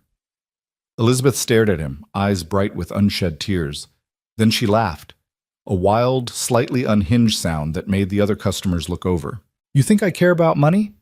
Michael, I have more money than I could spend in 3 lifetimes. and I've never been more miserable. I live in a townhouse that's too big, too empty, too quiet. I work 80-hour weeks because I don't have anything else. I can't remember the last time I laughed before I met you." She gripped his hand with both of hers. "You think you're falling for me? I fell for you the moment you called me easy in that car. When you held my hand and told me you had me, and I believed you. Elizabeth, I don't want expensive gifts or fancy restaurants. I want coffee at 6 in the morning while we text about Lily's labs. I want someone who understands why I built this company. I want—" Her voice dropped to a whisper. "I want to not be so goddamn lonely anymore." Michael stood, pulling her up with him, and kissed her. Right there in the crowded coffee shop, with their drinks getting cold on the table, he kissed Elizabeth Armstrong like she was oxygen and he'd been drowning. She made a small sound of surprise, then melted against him, hands fisting in his jacket. "I've got plenty of baggage myself. We'll make it work." And somehow, standing in that coffee shop with Elizabeth in his arms and hope blooming in his chest, Michael believed they would. They kept it quiet at first. Not because they were ashamed, but because the situation was complicated enough without adding public scrutiny to the mix. Elizabeth was still Lily's physician, technically speaking, even if Dr. Okonkwo managed the day-to-day care. Michael was still a parent navigating experimental treatment for his daughter. The ethics were murky at best, but stealing moments together became the thread that held them both together during the grueling weeks that followed. Coffee before Michael's shifts, late dinners after Lily was asleep, Elizabeth arriving at his apartment with takeout from restaurants Michael couldn't pronounce. Texts at all hours. Sometimes about Lily's labs, sometimes just because they needed to hear from each other. 3 weeks after the first infusion, Lily's labs came back. Michael was at work when his phone rang, Elizabeth's name flashing, and his heart immediately jumped into his throat. "Tell me," he said, not bothering with hello. Her creatinine dropped. Elizabeth's voice shook with barely contained emotion. 0.2 milligrams. That doesn't sound like much, but Michael, it's moving in the right direction. And her T-cell populations are showing exactly the shift we hoped for. The regulatory cells are expanding. Michael leaned against the nurse's station wall, suddenly unable to stand. "It's working. It's early. We need more time, more data. But yes, I think it's working." He wanted to shout, to cry, to do something with the surge of relief and hope flooding his system. Instead, he just closed his eyes and whispered, "Thank you. God, Elizabeth, thank you. Don't thank me yet. We have months to go." But something had shifted. The impossible was becoming possible. That night, Elizabeth came to the apartment with a small cake from Lily's favorite bakery. They told her together, watching her face light up with understanding that her body was finally, maybe, learning to accept the gift it had been given. "Does this mean I can go to Emma's birthday party next month?" Lily asked immediately. "The one at the trampoline place?" Michael and Elizabeth exchanged glances. "Let's see how the next few weeks go," Michael said carefully. "But maybe?" "Maybe, baby." Lily launched herself at Elizabeth, hugging her with the fierce gratitude of a child who understood she was being given a second chance. "You're the best kidney lady ever." Elizabeth's eyes filled with tears. She hugged Lily back, and over his daughter's head her gaze found Michael's.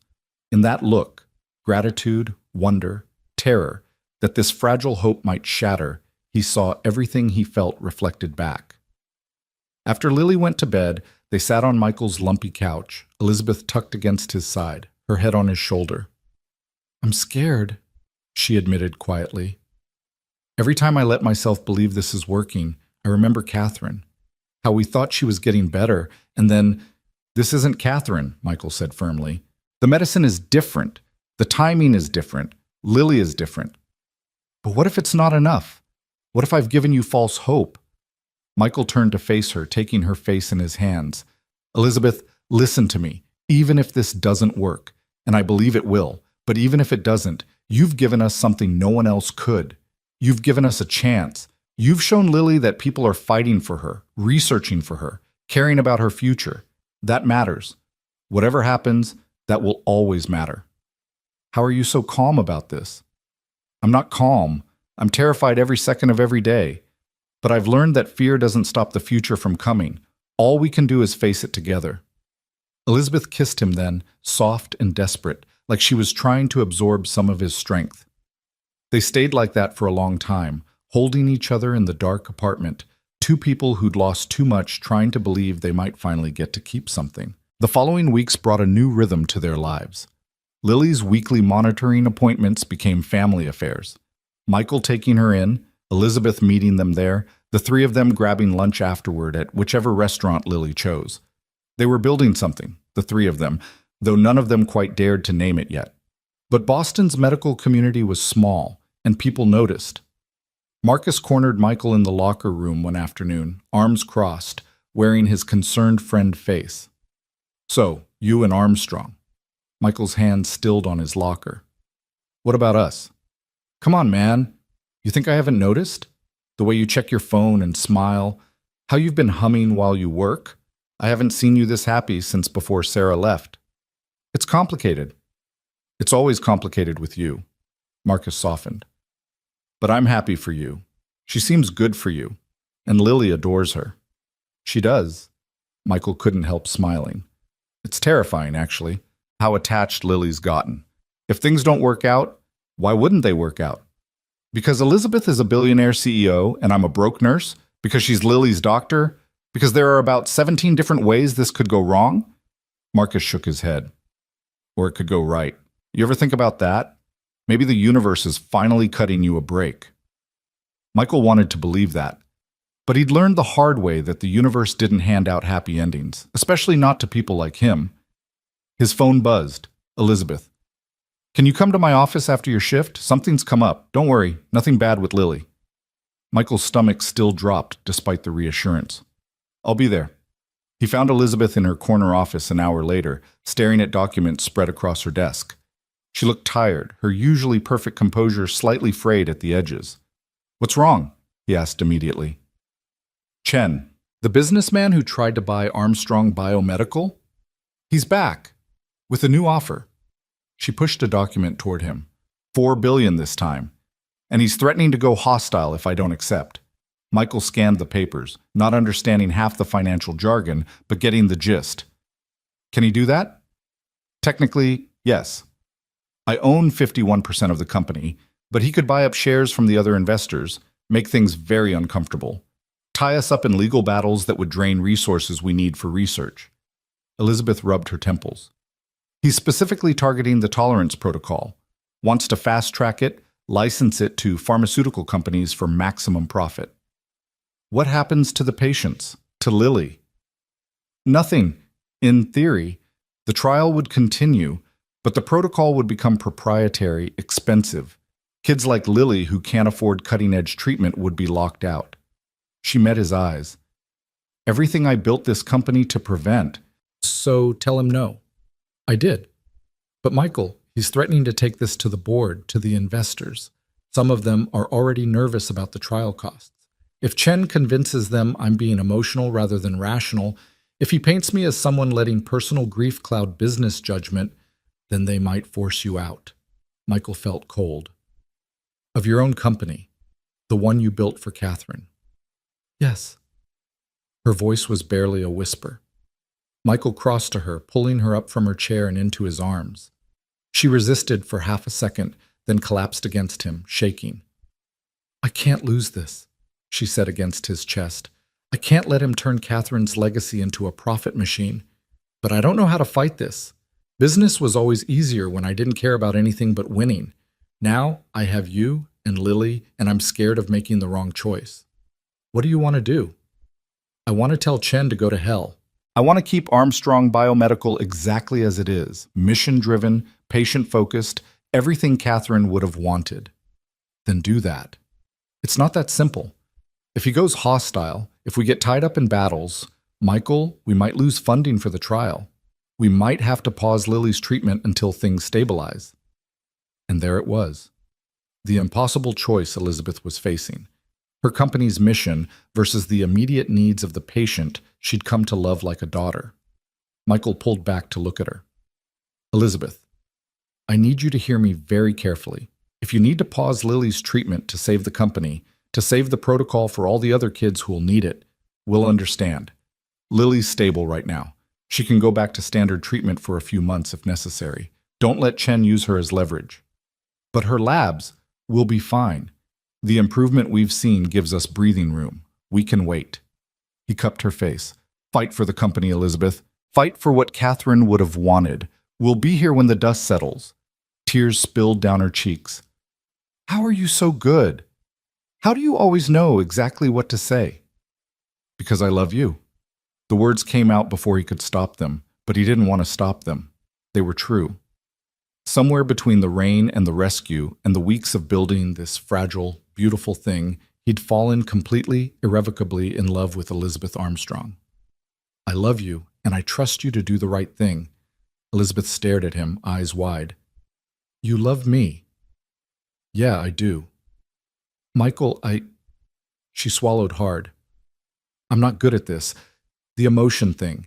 I've spent so long building walls, being professional, keeping everyone at arm's length. But with you, I can't seem to maintain any distance at all. You and Lily have destroyed every defense I ever built, and it's terrifying, and She took a shaky breath. I love you too. So much it scares me.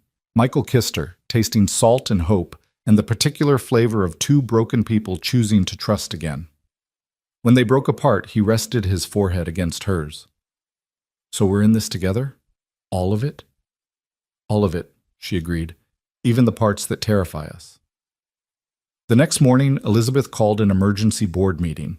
Michael didn't attend, it wasn't his world, but she texted him updates throughout the day. Presenting the case for maintaining our mission, Chen's lawyer is here. This is brutal. Board wants financials proving we can stay independent. I think I have them. They're voting. I'll let you know. Michael was examining a patient when his phone rang hours later. He excused himself, heart pounding. Elizabeth?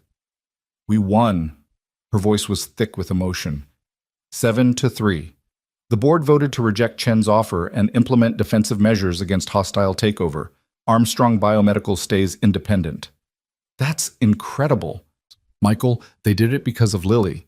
I showed them her results, explained what the protocol means for pediatric transplant patients, told them about Catherine, about why this matters. One of the board members started crying, said his granddaughter has kidney disease. She laughed, slightly hysterical. We won because I stopped pretending this was just business and made it personal. Sometimes personal is exactly what business needs. I'm learning that, slowly. A pause. Can I take you and Lily to dinner tonight, somewhere nice? I need to celebrate with my family. My family? The words hit Michael square in the chest. We'd love that. They went to a restaurant in the North End that Michael had only ever walked past, the kind of place where prices weren't listed on menus and waiters wore better suits than most lawyers. Lily wore her favorite dress, the one with kidneys printed on it that Elizabeth had special ordered for her birthday. Elizabeth wore slacks and a soft blouse, her hair down, looking more relaxed than Michael had seen her in weeks. They toasted with sparkling cider, Lily giggling at the bubbles, and for a few hours Michael let himself believe in the impossible, that they could make this work, that love might actually be enough. Ms. Elizabeth? Lily asked over dessert. Can I ask you something? Of course, sweetheart. Are you my dad's girlfriend? The restaurant seemed to go quiet. Michael froze, fork halfway to his mouth. Elizabeth's eyes went wide. Lily, that's complicated, Michael stammered. It doesn't seem complicated. You hold hands. You kiss sometimes when you think I'm not looking. You text all the time with the smiley faces. Lily looked between them with 8-year-old logic. That's what girlfriends and boyfriends do. Elizabeth recovered first. Would it bother you if I was? Lily considered this seriously. No, I like you. You're smart and nice, and you're helping my kidney work better. And you make Daddy smile again. He stopped smiling after Mom left, but now he smiles all the time. Michael's throat closed. He'd thought he'd hidden it better. The depression that had settled over him after Sarah abandoned them, the grinding exhaustion of single parenthood, the loneliness. But Lily had noticed. Of course she had. Then yes, Elizabeth said, reaching across the table to take both Lily's hand and Michael's. I'm your dad's girlfriend, if that's okay with everyone. It's okay with me, Lily beamed. Does this mean you'll come to my school's science fair? I'm doing a project about kidneys and I need someone who actually knows about them. I would be honored to help with your science fair project. Michael watched them planning together, his daughter and the woman he loved, and felt something settle in his chest. This was what family looked like. Not perfect, not simple, but real. Walking to the car later, Lily between them holding both their hands, Michael caught Elizabeth's eye over their daughter's head. Their daughter. When had he started thinking of Lily as theirs? "Thank you," Elizabeth mouthed. For what? For trusting her with Lily? For loving her despite the complications? For giving her a chance at the family she'd thought she'd never have? "Thank you," he mouthed back, and meant it for all the same reasons. But the happiness couldn't last. It never did. 2 weeks later, Michael got the call every transplant parent dreaded. Lily had spiked a fever at school, 103.2 and climbing. She was confused, nauseous, complaining of pain in her side where the transplanted kidney sat. "I'm calling an ambulance," the school nurse said. "You need to meet us at Boston Memorial." Michael's world tilted. He was already running for his car, calling Elizabeth with shaking hands. "Lily's sick, really sick. They're taking her to the ER. "I'm leaving now." 20 minutes! Elizabeth's voice was pure steel. "Michael, breathe. We've got this." But the fear in her voice belied the confidence of her words. Michael made it to the hospital in record time, probably breaking 6 traffic laws, to find Lily already in a trauma bay. Dr. Okonkwo was there, Dr. Chen, a team of residents, everyone moving with organized urgency. "Dad." Dr. Okonkwo pulled him aside. "She's in acute rejection. Her kidney function has deteriorated significantly in the last 6 hours. We're starting high-dose steroids and we've called for plasma exchange, but what?" Michael's voice came out strangled. "But I won't lie to you. This is bad. If we can't reverse it quickly, she may need emergency dialysis, possibly another transplant." The world spun. 3 years. They'd had 3 good years with that kidney, and now... "Michael." Elizabeth appeared at his side, slightly out of breath, eyes wild. "I'm here. What do we know, doctor?" Okonkwo repeated the information, her voice gentle but clinical. Elizabeth listened, face going progressively paler, until she swayed slightly. Michael caught her arm. "No," Elizabeth whispered. "No, this can't be happening. The protocol was working. Her labs were improving." "Sometimes the body reacts unpredictably," Dr. Okonkwo said. "We knew this was a risk." "But I thought I was so careful. The dosing, the monitoring, everything was perfect." Elizabeth's voice rose, edging toward panic. "This is my fault. I pushed too hard, too fast, and now—" "Elizabeth," Michael gripped her shoulders, "this is not your fault. Rejection happens. It's what kidneys do." "But I promised I'd keep her safe. I promised you. And you did everything humanly possible. Now we deal with what's in front of us." They let him go back to Lily once she was stabilized enough. She lay in the hospital bed looking impossibly small, IV lines running into both arms, oxygen cannula in her nose. But her eyes were open, tracking him as he entered. "Daddy." Her voice was thin. "My kidney hurts." "I know, baby. The doctors are working on fixing it." "Is it dying, like Miss Elizabeth's sister's kidney died?" Michael's heart shattered. "We're not going to let that happen." "But what if you can't stop it? What if the cells we put in didn't work?" He climbed onto the bed beside her, careful of the wires and tubes, and pulled her against his chest. "Then we fight harder. We try new things. We don't give up. We never give up." "I'm tired of fighting, Daddy." Tears leaked from the corners of her eyes. "I just want to be normal." "I know, sweetheart. I know." Elizabeth appeared in the doorway, and Lily immediately reached for her. "Miss Elizabeth, I'm sorry. I tried to make the cells work. I really tried." "Oh, honey." Elizabeth crossed to them, sitting on the other side of the bed. "This isn't your fault. Not even a little bit. You did everything perfectly." "But I'm rejecting," Dr. Okonkwo said. "Yes, but we're going to fix it. We have so many tools, so many options. We're not done fighting yet." Over the next 72 hours, Michael lived at the hospital. He took leave from work, slept in the chair beside Lily's bed, and watched helplessly as they pumped her full of steroids and performed plasma exchange to filter out the antibodies attacking her kidney. Elizabeth was there almost as much, coordinating with the medical team, reviewing options, her professional mask firmly in place even as her eyes showed the terror underneath. On the third night, after Lily finally fell into exhausted sleep, they stood together in the hospital corridor. Elizabeth looked destroyed, hair escaping its bun, dark circles under her eyes, hands shaking slightly. "This is Catherine all over again," she whispered. "I'm watching it happen again, and I can't stop it." Elizabeth, "No, let me finish." She turned to face him fully. "I thought I could save her, save Lily. I thought my research, my money, my determination could beat this. But I can't. I'm just as powerless now as I was at 19 watching Catherine die." "You're not powerless. You've given Lily chances she wouldn't have had otherwise. Chances that are failing." Elizabeth's voice broke. "Michael, I think maybe I should step back. Let someone else manage her care, someone who can be objective, who isn't emotionally compromised." "What are you saying?" "I'm saying maybe loving you both was a mistake. Maybe I've let my feelings cloud my judgment. Maybe if someone else had been making decisions—" "Stop." Michael's voice came out harder than he intended.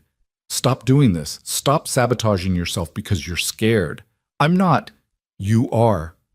You're looking for a reason to run before this destroys you. But Elizabeth—" He grabbed her hands, forcing her to look at him. "It's too late. We're already destroyed if we lose her. Running now doesn't protect you from that pain. It just means facing it alone. I don't know how to do this, how to care this much and still function when everything's falling apart. You do it 1 minute at a time, one decision at a time. You stay and you fight and you let people help you." He pulled her into his arms. "You let me help you." She broke then, really broke, sobbing into his shoulder with the force of 23 years of suppressed grief. Michael held her in that hospital corridor and let her cry, understanding that she was mourning Catherine and Lily and every patient she'd ever lost or failed to save. When she finally quieted, exhausted against him, he said softly, "I need you to stay. Lily needs you, not as her doctor, as her Elizabeth, the woman who explained T-cells with crayons and bought her a kidney plushie. Can you do that?" "I don't know if I can watch her." Elizabeth couldn't finish the sentence. "Then we'll watch together. Whatever happens, we face it together. That's what family does." "Family?" Elizabeth repeated, like she was testing the word. "Is that what we are?" "That's what we've been for a while now. You just needed to catch up." A sound from Lily's room made them both turn. Through the window, they could see her sitting up in bed, looking around with more alertness than she'd shown in days. They rushed in together. "Lily, how do you feel?" "Thirsty and hungry." She looked between them, taking in their tear-stained faces. "Were you guys crying?" "Maybe a little," Michael admitted. "Because of me?" "Because we love you very much and don't like seeing you sick." Lily seemed to consider this. Then, "Ms. Elizabeth, you look really tired. You should go home and sleep." "I don't want to leave you." "I'll still be here tomorrow. Daddy says I have to stay at least a week." Lily reached out, patting Elizabeth's hand with the wisdom of someone far too young to be this familiar with hospitals. "You can't help me if you're too tired to think straight. That's what Daddy always says." Elizabeth looked at Michael, who shrugged. "She's not wrong." "Fine, but I'm coming back first thing in the morning, and you—" Elizabeth pointed at Michael. "You need to sleep too. Real sleep, not chair sleep." "I'm not leaving her." "I know, but promise me you'll at least eat something? Marcus brought food to the nurse's station for you." Of course he had. Marcus, who'd been texting constantly, offering to bring anything Michael needed, who'd covered all his shifts without complaint. Family came in different forms. Elizabeth left reluctantly, making both of them promise to call if anything changed. Alone with Lily, Michael settled back into his vigil. "Daddy?" Lily's voice was quiet in the dim room. "Am I going to die?" The question hit him like a bullet. "No, baby, you're not going to die." "How do you know?" "Because the steroids are working. Your fever's down, your kidney function is starting to improve. Dr. Okonkwo said if the trend continues, you'll be out of danger soon." "But what if it doesn't continue? What if my kidney dies and I need another one?" Michael climbed back onto the bed, pulling her close. Then we get you another one. We go back on the transplant list. We do dialysis while we wait, and we keep fighting. But Lily, he tilted her face up to look at him. I need you to hear me. You're not going to die. Not on my watch. Not on Elizabeth's watch. We have too much left to do together. Like what? Like your science fair and Emma's birthday party and teaching Elizabeth how to make proper hot chocolate instead of that fancy stuff she drinks. He kissed her forehead. Like watching you grow up and become the brilliant scientist I know you're going to be. You really think I could be a scientist? Baby, you're already a scientist. You're a pioneer, remember? The first kid in the tolerance protocol. They're going to write about you in medical journals someday. That got a small smile. Will they use my full name, Lily Marie Hayes? Every time. And they'll say you were brave and smart and never gave up, even when things were scary. I'm scared now, Daddy. I know, me too, but we're scared together and that makes it better. Lily snuggled against him, finally relaxing. I'm glad Ms. Elizabeth is your girlfriend, even if she cries in hallways. Me too, baby. Me too. By morning, Lily's kidney function had stabilized, not improved, but stopped declining, which Dr. Okonkwo said was a victory given the severity of the rejection. They'd continue the steroids, do another round of plasma exchange, and monitor constantly. She's not out of the woods, Dr. Okonkwo warned, but she's fighting back. That kidney doesn't want to quit any more than she does. Elizabeth arrived at 6 a.m. with coffee for Michael and a stuffed kidney for Lily, this one wearing a tiny boxing glove.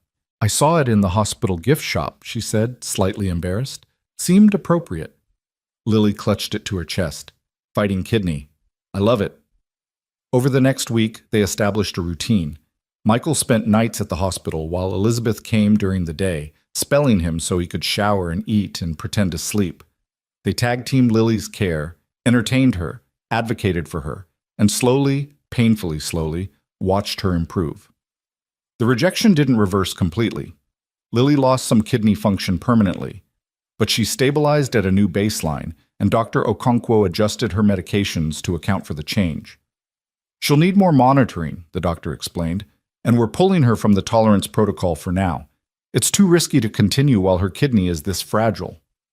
Michael felt Elizabeth tense beside him, saw the guilt flash across her face, but she just nodded professionally. I understand. What's the long-term prognosis? Hard to say. This kidney might last another year, might last 5. We'll watch her closely, hope for the best, prepare for the eventual need for another transplant. Another transplant, another surgery, another recovery, another cycle of hope and fear. Michael wanted to scream at the unfairness of it. Lily was 8 years old. She should be worrying about homework and friends, not kidney function and antibody levels. But that night, after the doctors left and visiting hours ended, after Michael had sent Elizabeth home with promises to actually rest, Lily looked at him with clear eyes and said, It's okay, Daddy. What is? That my kidney isn't perfect. That I might need another one someday. She hugged her boxing glove, kidney. I've been thinking about what Ms. Elizabeth said, about how she does this research for her sister, and I thought, maybe someday I can help other kids with sick kidneys, since I know what it's like. Michael's vision blurred with tears.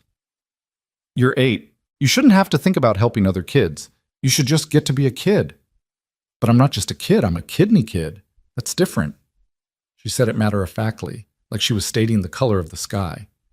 And maybe being different means I get to help people, like you help people at your job, like Miss Elizabeth helps people with her company.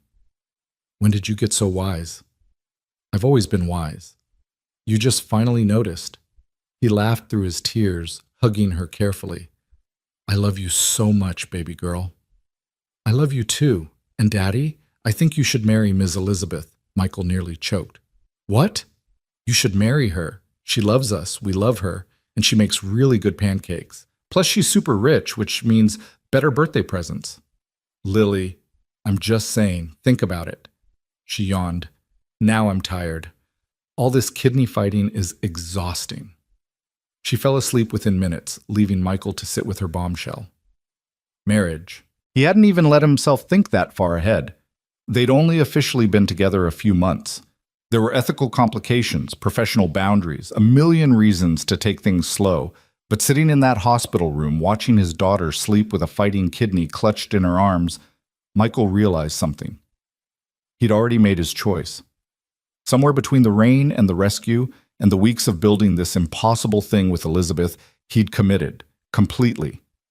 The kind of commitment that didn't need a ring or a ceremony to be real. His phone buzzed. Elizabeth, because of course.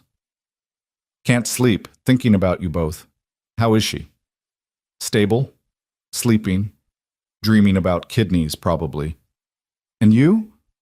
Awake, thinking. About? Michael stared at the text, his thumb hovering over the keyboard. Then he typed the truth. About the future, about family, about how I want to spend the rest of my life with you. A long pause. Then 3 dots appeared and disappeared several times before her response came through. Michael Hayes, are you proposing to me via text message from a hospital room? Maybe. Is that terrible? It's perfectly terrible. Also perfectly us. Another pause. Ask me again when Lily's home and healthy. Ask me properly. And Michael? Yeah? The answer is going to be yes. He sat in the dark hospital room, phone clutched in his hand, and let himself believe in impossible things, in kidneys that fought back and love that lasted, and families built from wreckage and hope. Outside, Boston slept beneath a clear November sky. Somewhere in a townhouse across town, Elizabeth Armstrong lay awake, planning a future she'd never dared to imagine. And in the hospital bed, Lily Hayes dreamed of T-cells and science fairs, and a life where being different meant being strong. The fight wasn't over. It would never really be over, not with chronic illness, not with the constant threat of rejection and failure.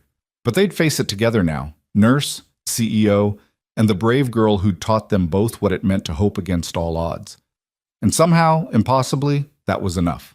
Lily came home on a cold December morning when Boston was preparing for its first real snow of the season.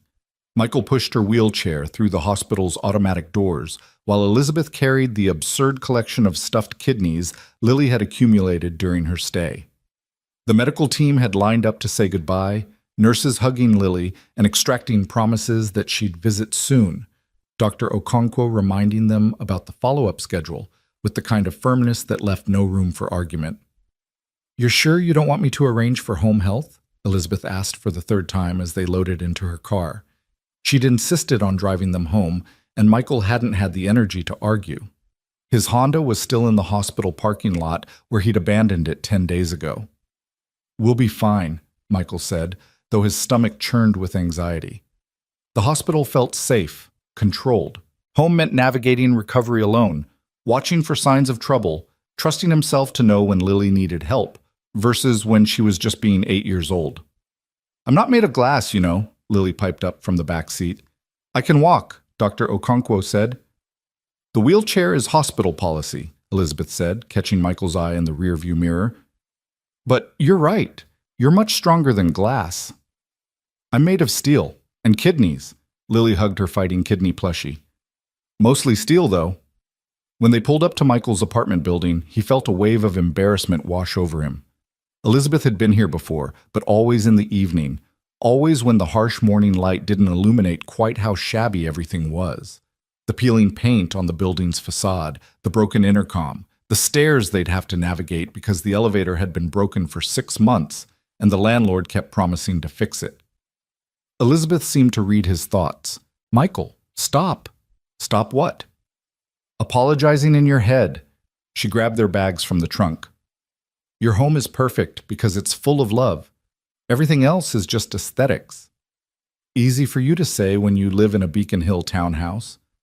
"That townhouse is a mausoleum, cold and empty and echoing with everything I don't have." She hefted Lily's hospital bag. "This building has kids' bikes in the hallway and cooking smells and sounds of life. I'll take this over marble floors any day." They made it up the 3 flights of stairs slowly, Lily insisting on walking but needing frequent breaks. Michael kept one hand hovering near her back, ready to catch her if she stumbled, while Elizabeth carried everything else. Mrs. Chen from down the hall poked her head out as they passed, asking after Lily's health, and pressing a container of soup into Michael's hands with stern instructions about proper nutrition. "See?" Elizabeth whispered as they finally reached his door. "Community. You can't buy that." Inside, the apartment felt smaller with Elizabeth in it. She moved around the space with careful efficiency, helping Lily settle on the couch, arranging medications on the kitchen counter in precise rows, checking expiration dates, and creating a schedule that made Michael's head spin. "You don't have to do all this," he said, watching her organize with CEO precision. "I know. I want to." She looked up from the medication chart she was creating. "Unless you want me to leave, I don't want to overstep." "Elizabeth, you just spent 10 days living at that hospital with us. I think we're past worrying about overstepping." "Right. But this is different. This is your home, your routine. I don't want to disrupt." "Daddy, can Ms. Elizabeth stay for lunch?" Lily called from the couch. "I'm hungry, and Mrs. Chen's soup smells really good." Michael looked at Elizabeth, saw the uncertainty in her eyes, the fear that she was intruding on something sacred. He crossed to her, took the medication bottles from her hands, and pulled her close. "Stay," he said quietly. "Stay for lunch, stay for dinner, stay for as long as you want. I have a board meeting at 3. Then stay until 2:45. We'll take whatever time we can get." She relaxed against him just for a moment before straightening with determination. "Okay, but I'm cooking. You look exhausted." "I don't have much in the fridge." "Then I'll order groceries." "Michael, please, let me help. I'm terrible at sitting still when I'm worried, and I need something to do with my hands or I'll spiral." He recognized the anxiety in her voice, the same fear that had plagued him since Lily's diagnosis. The helplessness of loving someone whose body could betray them at any moment, whose life hung in a balance no amount of money or determination could fully control. "Fine, but nothing too fancy. Lily's on a bland diet for another week." Elizabeth pulled out her phone, already scrolling through a grocery delivery app. "Bland I can do. My cooking skills are mediocre at best, but I'm excellent at following recipes." "You can't cook?" Lily sounded scandalized. "I can cook exactly 3 things: scrambled eggs, grilled cheese, and something my sister used to call disaster pasta because it was whatever we could find in the pantry thrown together." Elizabeth smiled, but it was edged with sadness. Catherine was the real cook. She made these elaborate meals and pretended she was running a restaurant. I was her terrible sous chef who always chopped things wrong. "What happened to her recipes?" Lily asked, with the directness of a child who didn't understand that some questions hurt. "I kept them in a box in my closet. I haven't been able to look at them since she died." Elizabeth's voice went quiet. "Maybe that's silly. Keeping recipes I'll never use." "It's not silly," Michael said firmly. "It's love. You keep them because they're a piece of her. A piece I'm too afraid to touch. Maybe someday you won't be." He squeezed her hand. "And when that day comes, we'll make disaster pasta together and burn something and laugh about it." Elizabeth blinked rapidly, fighting tears. "How do you always know exactly what to say?" "Years of practice dealing with scared patients and loving someone who's scared too." The grocery delivery arrived within an hour, Elizabeth having paid extra for rush service. Michael watched her unpack ingredients with the focused intensity she probably brought to board meetings, organizing everything with military precision. "You know you don't have to arrange the spices alphabetically, right?" he said, amused despite his exhaustion. "If I'm going to do something, I'm going to do it right." She frowned at a bottle of oregano. "Does this go with Italian or Greek?" "Both, I think." Michael rubbed his face. "Elizabeth, you're spiraling. Come sit down." "I can't sit down. If I sit down, I'll think about—" She stopped, shoulders tensing. "About what?" "About how close we came to losing her. About how it could happen again, any time, without warning. About how I promised to keep her safe, and I failed."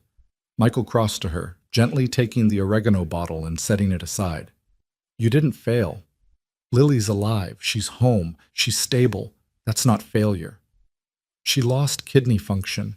The protocol didn't work. All my research, all my certainty that I could fix this—" Elizabeth's voice broke.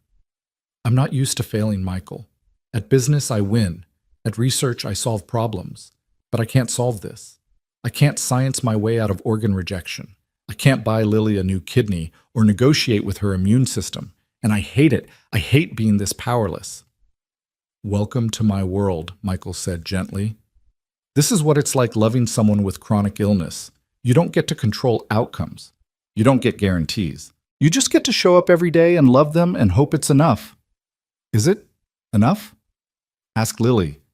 They both turned to look at the couch where Lily had fallen asleep, fighting kidney tucked under her chin, breathing steady and peaceful.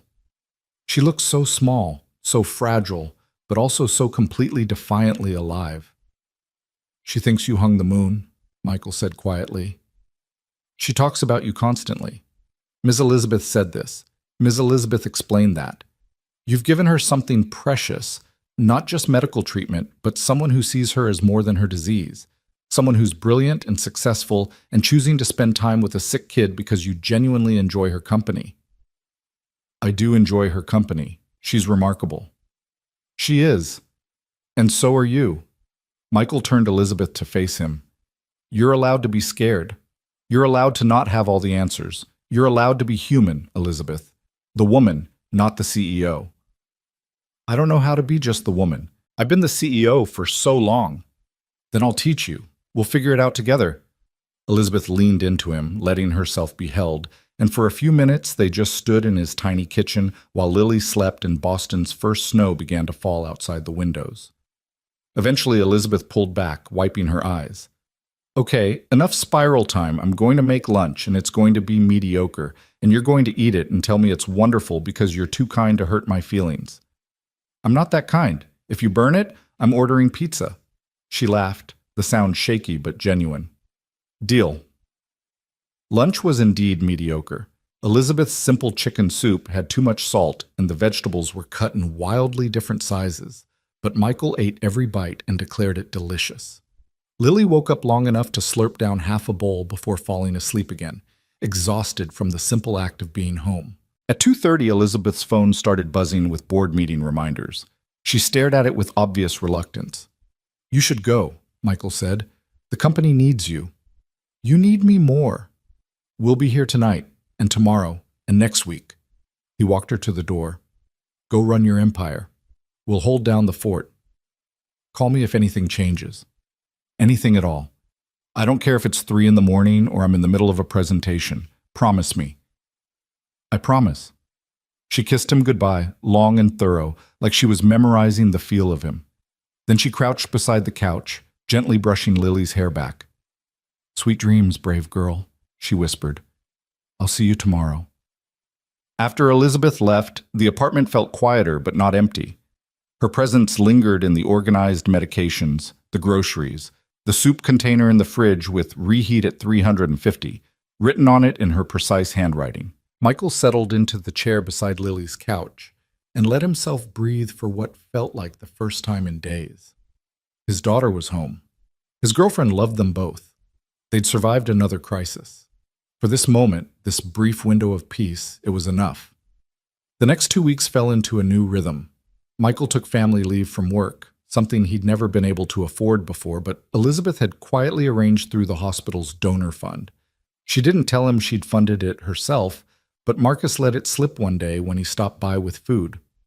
That's quite a woman you've got there, Marcus said, watching through the window as Elizabeth helped Lily with a science project in the parking lot below. Using her own money to create a fund so you could take time off. That's not a girlfriend move, that's a wife move. Michael's heart did something complicated. Don't. Don't what? Point out what everyone can see? You two are endgame, hermano. The only question is when you're going to make it official. She hasn't even met my mother yet. Your mother lives in Florida and you talk to her once a month. That's not a barrier, that's an excuse. Marcus leaned against the window frame. What are you really afraid of? Michael watched Elizabeth below, pointing up at the sky while Lily followed her finger, probably explaining cloud formations or atmospheric pressure or something equally scientific. I'm afraid of jinxing it. Every good thing in my life has fallen apart. Sarah leaving, Lily getting sick, my dad dying when I was 19. I'm afraid if I reach for this, if I let myself really believe we could have a future, something will go wrong. Michael, Something's always going to go wrong. That's life.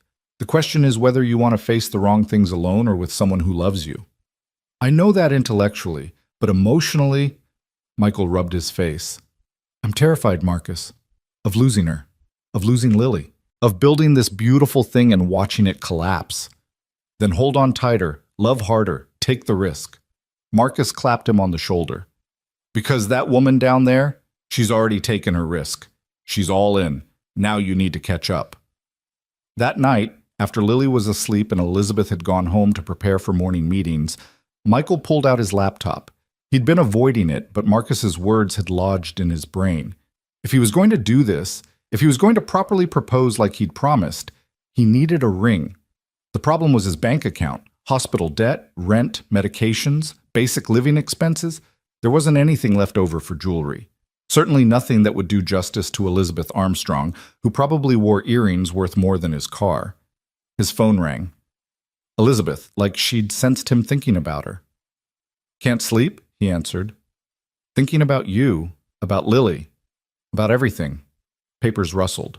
Michael, I need to tell you something. His stomach dropped. What's wrong? Nothing's wrong, but the board, they want to do something for Lily. Elizabeth, no. We've talked about this. I don't want charity. It's not charity. Let me finish. She took a breath. The tolerance protocol, even though it didn't work for Lily, her participation gave us crucial data. We learned things about pediatric rejection patterns that are informing the next version. The board wants to create a patient compensation program. Stipends for trial participants to cover expenses, time off work, medical costs not covered by insurance. Elizabeth, before you argue, this isn't just for Lily. This is policy. Every trial participant will receive it. But Michael, it's substantial, enough to clear your medical debt and set aside funds for future care. You'd never have to work doubles again just to afford Lily's medications. Michael sat down, laptop forgotten. How substantial? $50,000. More if she continues in future protocols. The number hit him like a physical blow. $50,000. He could pay off the hospital, the credit cards, the endless parade of bills that had been slowly crushing him for 3 years. He could afford better health insurance. He could take Lily on a vacation. A real vacation, not just day trips to free museums. He could breathe, so that's too much, he said automatically. It's what she's worth. What every child in these trials is worth. We're asking them to take risks for the advancement of science. The least we can do is ensure they don't go bankrupt in the process. Elizabeth paused. Michael, please don't let pride get in the way of accepting help. Lily deserves this, you deserve this. I don't know what to say. Say yes. Let me help you. Let the company help you. You've given us so much. Lily's data, your insights as a nurse and a parent, your willingness to trust us with your daughter's life. Let us give something back. Michael thought about the ring he couldn't afford, the future he wanted to build, the freedom that $50,000 would buy. Not luxury. He'd never wanted luxury, but security, stability, the ability to plan for tomorrow without constantly worrying about today. Yes, he said finally. And Elizabeth, thank you for seeing us, for caring, for everything. Thank you for letting me in, for being patient while I learned how to be human again. She laughed softly. I should let you sleep. But Michael, I love you. I need you to know that. Whatever happens, however this all plays out, I love you. I love you too. So much it scares me sometimes. Good. We should both be a little scared. It means this matters.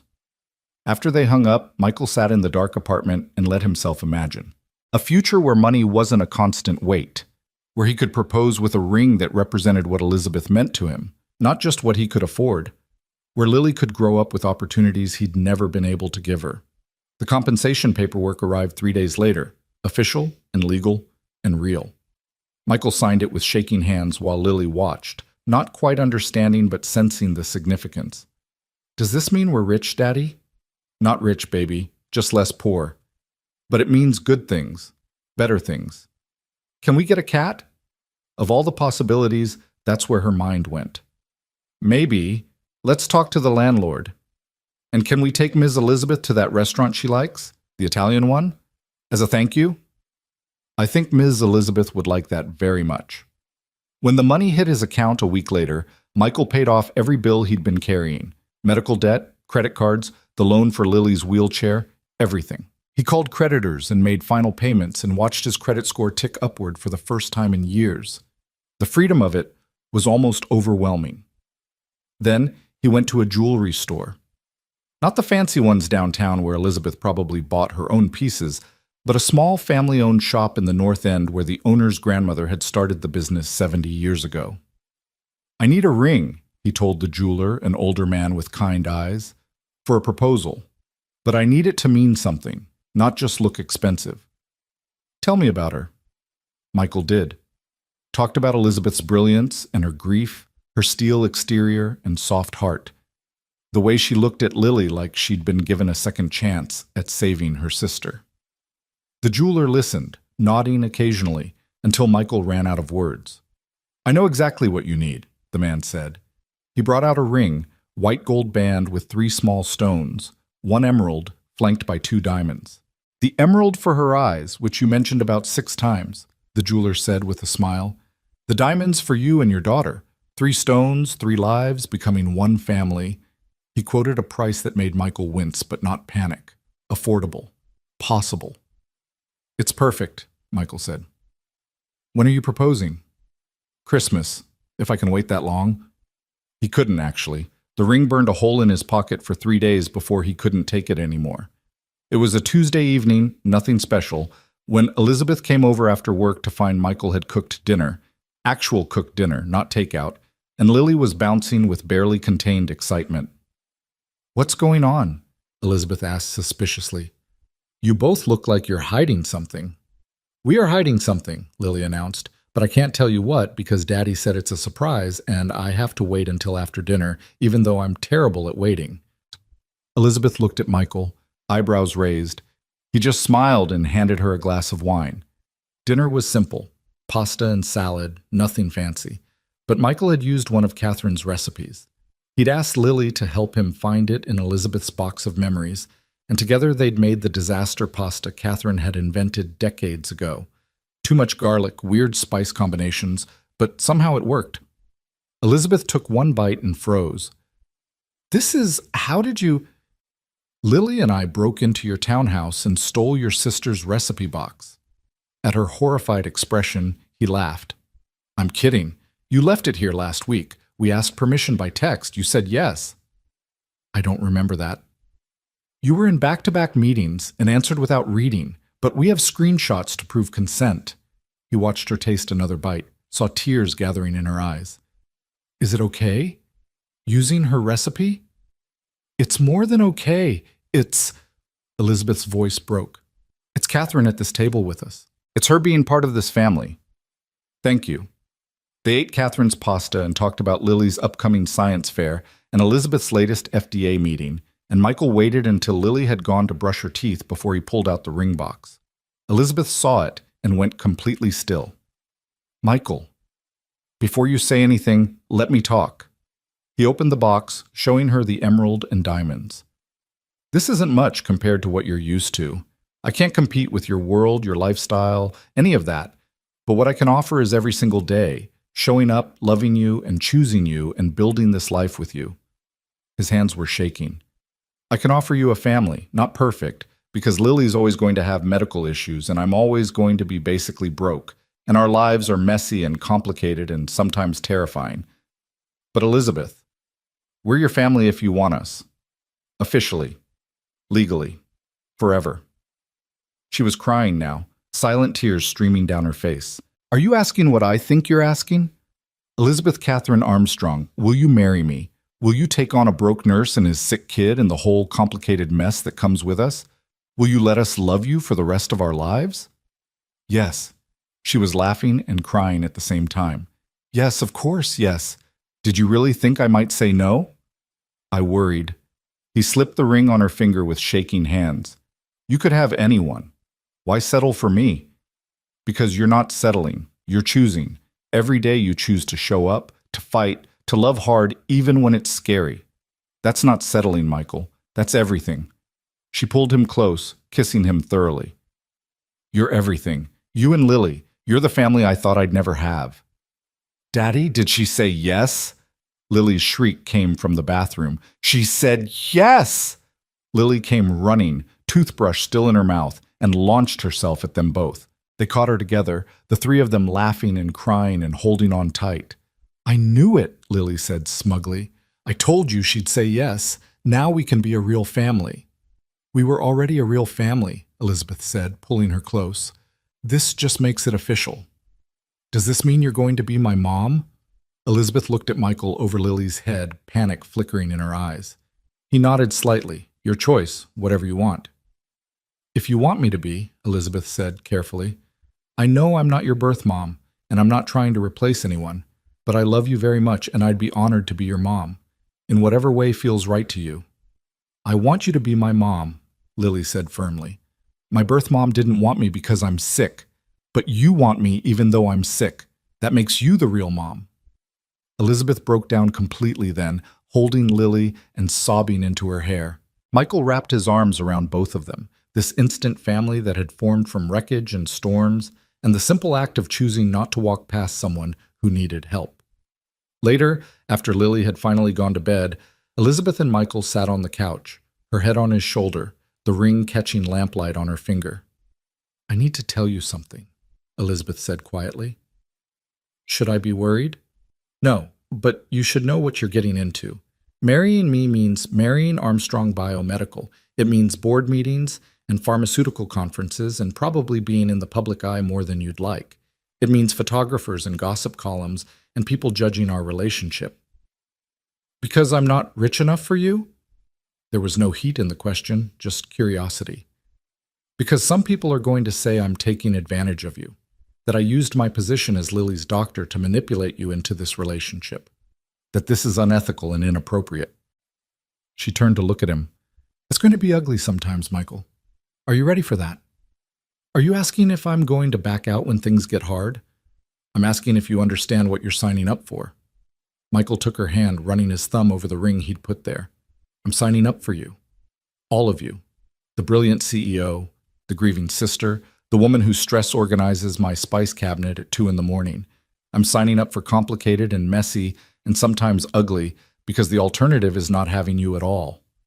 He kissed her temple. Let them judge. Let them talk. We know the truth. And what's the truth? That you saved my life as surely as I saved yours. That we built this family through choosing each other every single day, that whatever comes, we face it together. Elizabeth curled closer to him. I keep waiting for the other shoe to drop, for something to go wrong. Something will go wrong, probably lots of somethings. That's life. How are you not terrified? Who says I'm not? I'm scared every second.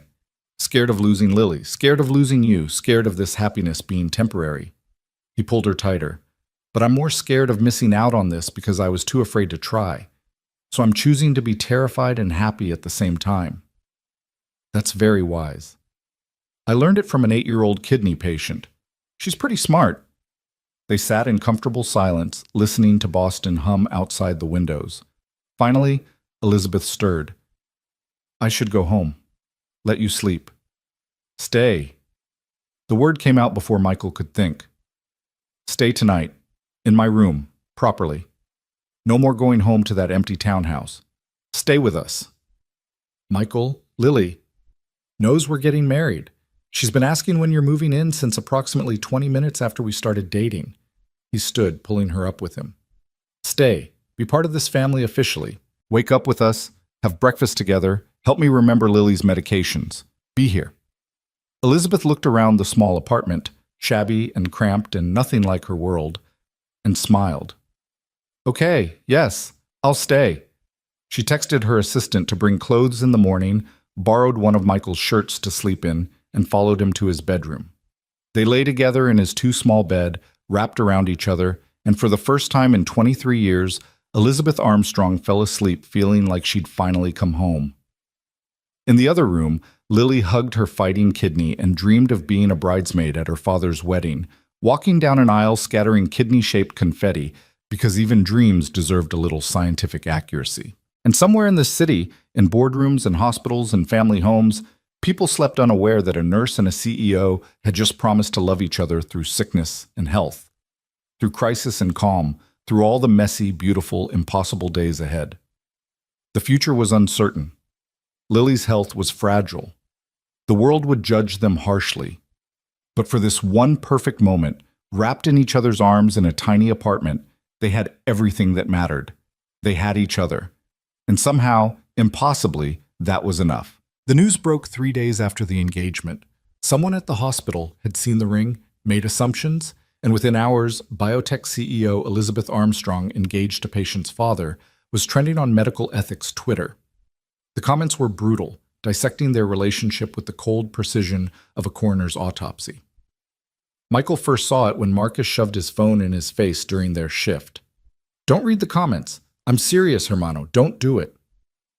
Of course, Michael read them anyway. The accusations ranged from mildly offensive to outright vicious. Elizabeth had used her position to seduce a vulnerable parent. Michael was a gold digger taking advantage of a lonely billionaire. They'd exploited a sick child for personal gain. The whole relationship was unethical, inappropriate, probably illegal. "It's garbage," Marcus said firmly. "Twitter trolls who don't know anything about your life." But the damage was spreading beyond social media. By noon, Michael's phone was ringing with calls from Boston Globe reporters wanting statements. Elizabeth texted that the hospital's ethics committee had requested a meeting. Dr. Okonkwo sent a carefully worded message suggesting they might need to transfer Lily's care to avoid the appearance of impropriety. Michael made it through his shift on autopilot, then drove to Armstrong Biomedical, where Elizabeth was locked in crisis management meetings. Patricia let him up immediately, her usual professional warmth replaced by tight-lipped worry. "She's been in there for 3 hours," Patricia said quietly. "The board is concerned about optics, stock prices, investor confidence." Because she fell in love? Michael felt rage building in his chest. That's what they're worried about? They're worried about lawsuits, about regulatory scrutiny, about anything that might threaten the company or the trials. Patricia's expression softened. "For what it's worth, I think you're wonderful together. I've worked for Ms. Armstrong for 12 years, and I've never seen her this happy." The conference room door opened, and Elizabeth emerged looking like she'd aged 5 years and 3 hours. Her hair had escaped its bun, her makeup was smudged, and her eyes held a particular kind of exhaustion that came from fighting battles you weren't sure you could win. "Michael," she crossed to him immediately. "You shouldn't be here. The optics. Screw the optics." He pulled her close, right there in the executive suite where anyone could see. "Are you okay?" "The board wants me to make a statement, clarify the timeline of our relationship, emphasize that Lily's care wasn't compromised, probably throw in an apology for the appearance of impropriety." Her voice cracked slightly. "They want me to act ashamed of loving you." "What did you tell them?" "That I'd think about it." She pulled back to look at him. "Michael, maybe we should postpone the wedding. Let things cool down. Give people time to forget." "No." The word came out harder than he intended. "We're not hiding. We're not apologizing for falling in love. And we're definitely not letting Twitter trolls dictate our lives. But the hospital ethics committee can transfer Lily's care if they want. We'll find another doctor. There are other hospitals, other protocols. What we can't find is another you." He cupped her face. "Elizabeth, I didn't propose so we could hide. I proposed because I want to build a life with you. Publicly. Proudly. Without apology. It could destroy everything I've built. The company, my reputation, the research. Then we'll build something new. Together." He kissed her forehead. "But I won't let you sacrifice our family because some people can't understand that love doesn't follow convenient timelines or professional boundaries." Elizabeth's phone buzzed. Another reporter. Another request for comment. She silenced it with shaking hands. "I don't know how to do this," she whispered. "I've spent my whole career maintaining perfect control, perfect image. Now everything's unraveling, and I don't know how to fix it." "Maybe it doesn't need fixing. Maybe it just needs honesty." "What do you mean?" Michael thought about the hospital room where they'd met, about late-night texts and shared grief and the slow building of trust between two people who'd been alone too long. "Tell the truth. Not a carefully crafted PR statement. The real story. How we met. How we fell in love. How Lily brought us together. Let people see the humans behind the headlines. That's terrifying. So is loving someone. We're already doing the scary thing. This is just more of it. Elizabeth leaned against him, drawing strength from his steadiness. Okay, I'll write something. But Michael, if this backfires, if we lose everything, we won't lose each other. That's all that matters. That evening, Elizabeth posted a statement on Armstrong Biomedical's website. Not a corporate press release, but a letter written in her own words, telling their story from the crash to the engagement. She talked about Catherine's death, about building a company from grief, about the night a nurse saved her life and somehow along the way saved her heart too. She acknowledged the ethical complications, detailed the timeline to prove nothing inappropriate had occurred during Lily's acute care, and then finished with a paragraph that made Michael's throat close when he read it. I've spent 23 years trying to save my sister through science, but Michael Hayes and his daughter, Lily, saved me in ways no research ever could. They taught me that healing isn't just about protocols and clinical trials. It's about connection, vulnerability, and having the courage to love even when the outcome is uncertain. I won't apologize for that. I won't hide that. And I won't let fear of judgment prevent me from building the family I've wanted since I was 19 years old and holding my sister's hand while she died. If that costs me my reputation, so be it. Some things are worth more than public opinion. The response was immediate and divided. Half the internet praised her honesty. The other half doubled down on criticism. Medical ethicists wrote op-eds. Patient advocacy groups weighed in. Armstrong Biomedical's stock price fluctuated wildly. But something unexpected happened. Parents of children in clinical trials started sharing their own stories, about the doctors who'd become family, about relationships that formed in crisis, about how illness blurred professional boundaries in ways that weren't always wrong. A prominent transplant surgeon wrote a Twitter thread about the impossibility of maintaining perfect emotional distance when caring for dying children. Dr. Okonkwo gave an interview defending Elizabeth's integrity and Michael's devotion to Lily's care. The tide began to shift. 3 days after Elizabeth's statement, the Hospital Ethics Committee closed their investigation with a finding of no evidence of misconduct. Dr. Chen called personally to say Lily's care could continue as planned. The New England Journal of Medicine published a commentary about the need for nuance when evaluating relationships that form in medical contexts. Armstrong Biomedical's stock price stabilized, then climbed. "We survived," Elizabeth said in wonder, curled up on Michael's couch with her laptop showing positive news coverage. "I can't believe we actually survived." "Did you doubt we would?" "Yes, constantly. I kept waiting for everything to collapse." She turned to look at him. "How did you stay so calm?" "Because I've survived worse. Sarah leaving, Lily's diagnosis, years of barely scraping by." He pulled her closer. "A few nasty articles? That's nothing compared to watching your daughter stop breathing in the ICU. We've already faced the worst things. Everything else is just noise." Lily emerged from her bedroom, kidney plushie in hand. "Are people still being mean on the internet?" "Some people," Elizabeth admitted, "but a lot of people are being nice now." "Good. Because you're getting married and I need to plan what I'm wearing. Can I have a dress with kidneys on it?" "Absolutely not," Michael said. "We'll see," Elizabeth said at the same time. They looked at each other and laughed, the tension of the past week finally breaking. "When are we getting married anyway?" Lily asked. "You proposed like a month ago and nothing's happened." "We've been a little busy with ethics investigations and public relations disasters," Michael said dryly. "Those are just excuses. Ms. Elizabeth, when do you want to get married?" Elizabeth went quiet. That distant look crossing her face that Michael had learned meant she was thinking about Catherine. "My sister always wanted a spring wedding. She had this whole fantasy planned out. Cherry blossoms, outdoor ceremony, her favorite season." "Then we'll do spring," Michael said immediately. "Michael, that's only 3 months away. We'd never pull together a wedding that fast." "Why not? We don't need fancy. We just need the people we love and someone to make it legal. But a venue, catering, flowers, all the details.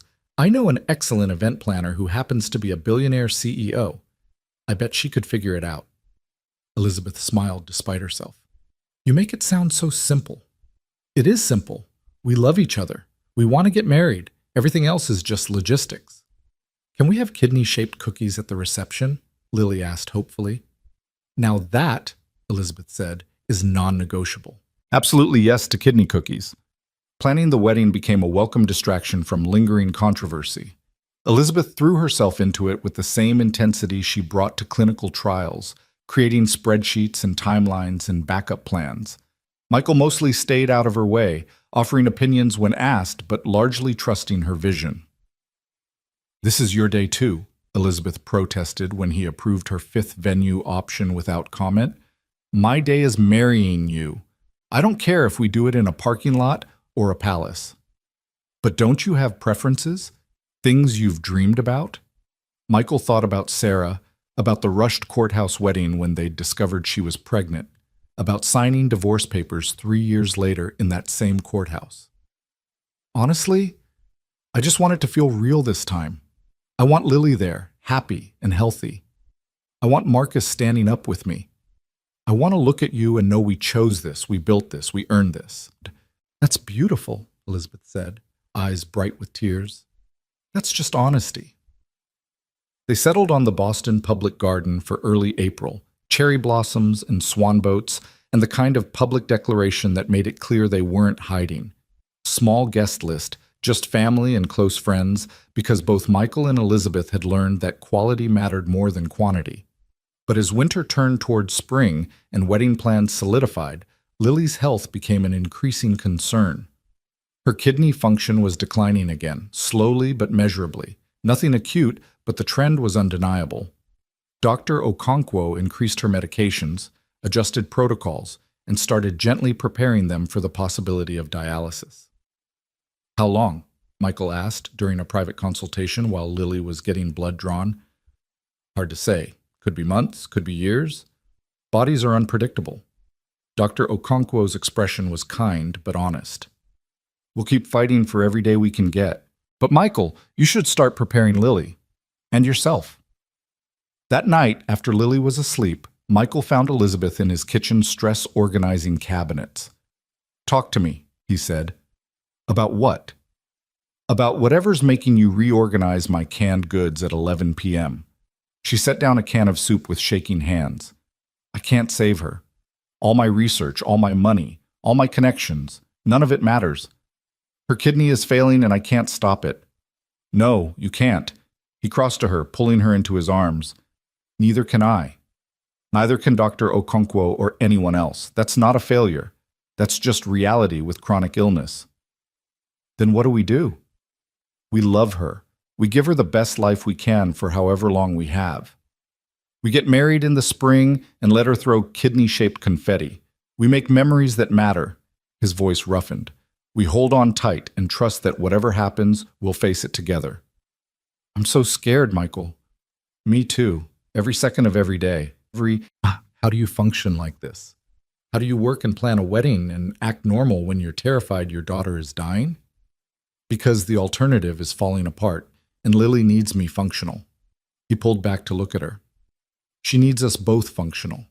So we take it one day at a time. We celebrate the good days and survive the bad ones. We don't borrow tomorrow's pain when we have enough to deal with today. Elizabeth nodded against his chest. I love you, even when I'm terrible at this. You're not terrible. You're learning. There's a difference. 2 weeks before the wedding, Lily woke up vomiting. Not the normal nausea from medications, but violent, painful retching that wouldn't stop. Michael rushed her to the ER at 4 a.m, Elizabeth meeting them there still in pajamas, and they spent 6 hours in limbo while doctors ran tests. Severe uremia, Dr. Okonkwo finally reported. Her kidney function has dropped to 12%. Michael, Elizabeth, it's time. She needs dialysis. The words hit like bullets. 12%. That number that meant imminent kidney failure, meant quality of life about to plummet, meant they'd officially run out of time. How soon? Michael asked, voice flat. We'll place a catheter today, start peritoneal dialysis training tomorrow. She can do it at home, overnight while she sleeps. Dr. Okonkwo touched his arm gently. I'm sorry. I know this isn't the news you wanted. After the doctor left, Michael and Elizabeth sat in the waiting room, holding hands so tightly their knuckles turned white. We should postpone the wedding, Elizabeth said finally. No. Michael, be reasonable. Lily's starting dialysis in 2 days. She's going to feel terrible. She won't want to. We're not postponing. He turned to face her. Do you know what Lily's been most excited about for the last 2 months? Not the dress, or the flowers, or the kidney cookies. She's excited about you officially becoming her mom. About us being a real family on paper, not just in our hearts. We're not taking that away from her because her body is failing again. But if she's too sick to enjoy it, then we'll push her down the aisle in a wheelchair with an IV pole. We'll have the ceremony last 10 minutes so she doesn't get exhausted. We'll do whatever we need to do. His voice cracked. But we're not postponing her hope, Elizabeth. We're not telling her that her health gets to steal this moment from her too. Elizabeth's face crumpled. What if she doesn't make it to spring?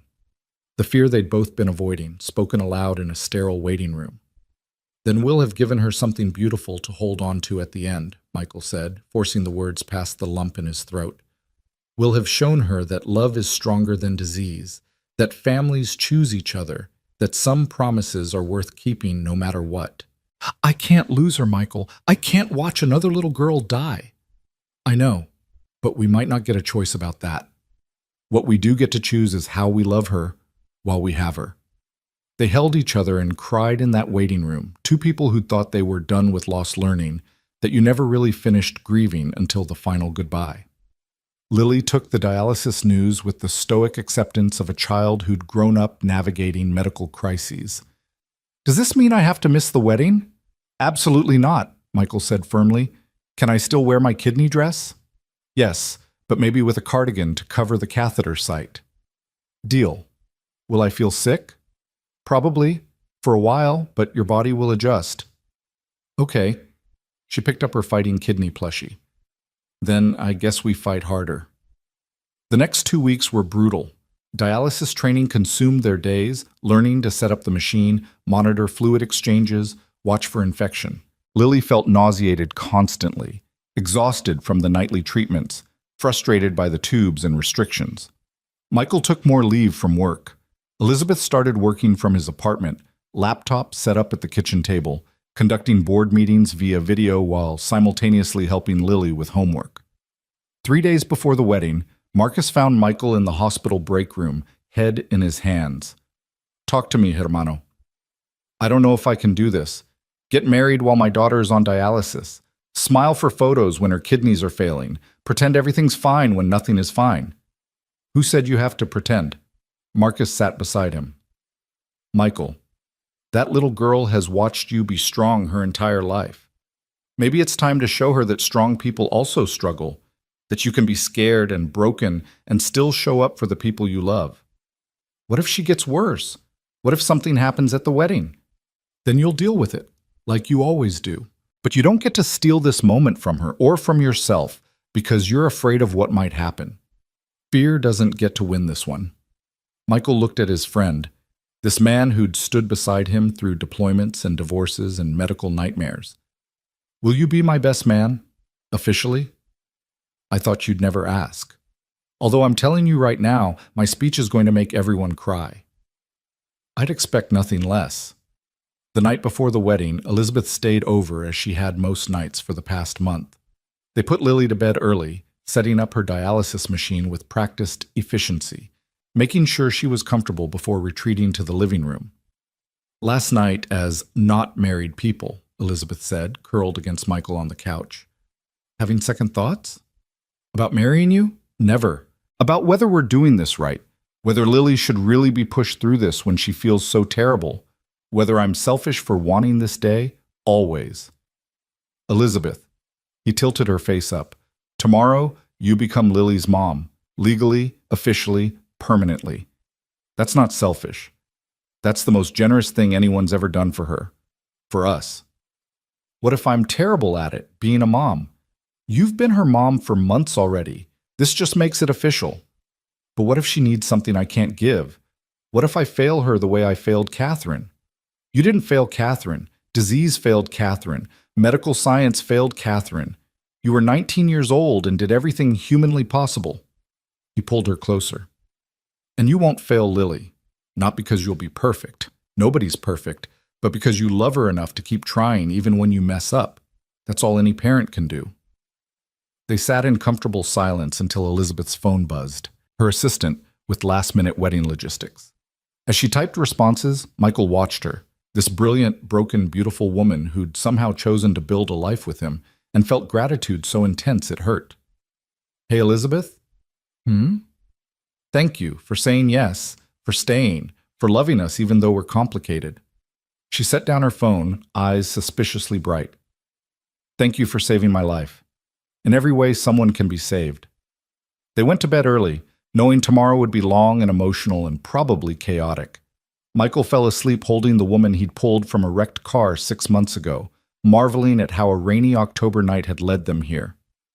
Wedding day dawned clear and unseasonably warm, cherry blossoms just starting to bloom in the public garden. Michael woke to find his apartment transformed. Patricia had arrived at dawn with a team of assistants, setting up flowers and food, and somehow making his shabby living room look almost elegant. "Ms. Armstrong insisted everything be perfect," Patricia explained, directing workers with military precision. "Now, go shower. You have 2 hours before we need to leave." Lily was already awake, too excited to sleep despite feeling terrible from her overnight dialysis. Elizabeth had arranged for a hair and makeup team to come to the apartment, and they fussed over Lily like she was royalty, carefully working around her catheter site. "Look, Daddy!"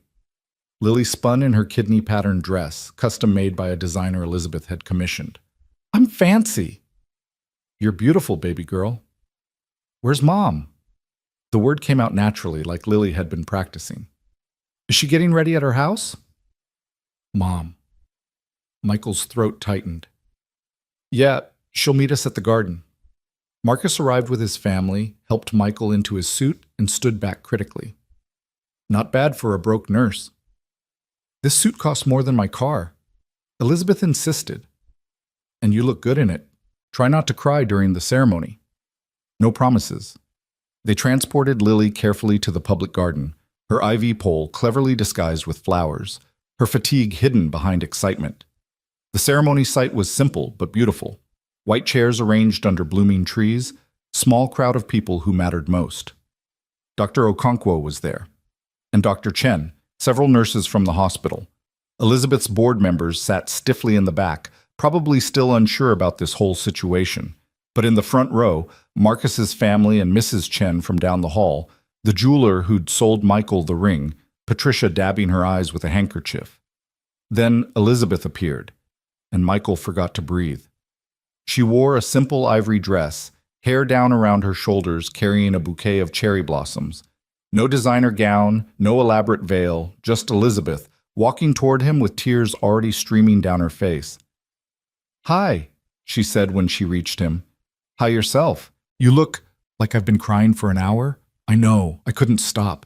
I kept thinking about Catherine, about how she'd love this, about how I wish she could be here." "She is here," Lily piped up from her seat. "In spirit, and also in the kidney cookies at the reception." That broke the tension. Everyone laughed, and the officiant, a judge who'd agreed to perform the ceremony as a personal favor to Elizabeth, stepped forward. "We're gathered here today to witness something remarkable. Not just a wedding, but the formation of a family that chose each other through hardship, built trust through crisis, and discovered that love doesn't always follow convenient paths." The ceremony was brief, as promised. Traditional vows that felt anything but traditional when spoken by two people who'd learned exactly what, in sickness and in health, truly meant. Michael slipped a band on Elizabeth's finger to match her engagement ring. Elizabeth gave him a platinum band engraved with coordinates, the exact location where his car had stopped, where he'd seen her wreck, where everything had changed. "You saved my life that night," she said, voice shaking. "Every day since has been a gift you gave me." "You saved mine too. You just took a little longer to do it." When the judge pronounced them married, Lily cheered louder than anyone, throwing kidney-shaped confetti with both hands despite looking exhausted. The crowd surged forward with congratulations, and for a few perfect hours they celebrated. Kidney cookies were a huge hit. Marcus's speech did indeed make everyone cry. Dr. Okonkwo toasted to the power of choosing love despite professional complications. But Michael noticed Elizabeth checking on Lily constantly, saw worry creeping into his new wife's eyes as their daughter grew progressively paler. We should go, Elizabeth murmured during the cake cutting. Already? We haven't even... Michael, look at her. Get up. Lily had fallen asleep in her chair, head on Mrs. Chen's shoulder, too exhausted to stay awake through her own mother's wedding reception. They made quiet goodbyes, collected their sleeping daughter, and drove home as a family for the first time. Marcus helped them get Lily inside and settled while Patricia directed cleanup of the apartment. "Welcome to married life," Marcus said, hugging them both. "It's all glamour from here." After everyone left, Michael and Elizabeth sat on either side of Lily's bed, watching her sleep. She'd made it through the day, but barely. The wedding had taken everything she had. "Worth it?" Michael asked quietly. "Every second." Elizabeth reached across Lily to take his hand. "Today, we became a family, officially. Nothing can take that away from us now." "Not even—" He couldn't finish the sentence. "Not even that," Elizabeth said firmly. "Whatever comes, we face it as a family." That's what today meant. Over the next month, they settled into their new reality. Elizabeth moved into Michael's apartment, refusing to make them relocate to her townhouse because Lily was comfortable here, had friends in the building, needed stability. So the billionaire CEO crammed her life into 2 small bedrooms and learned to navigate a kitchen smaller than her old closet.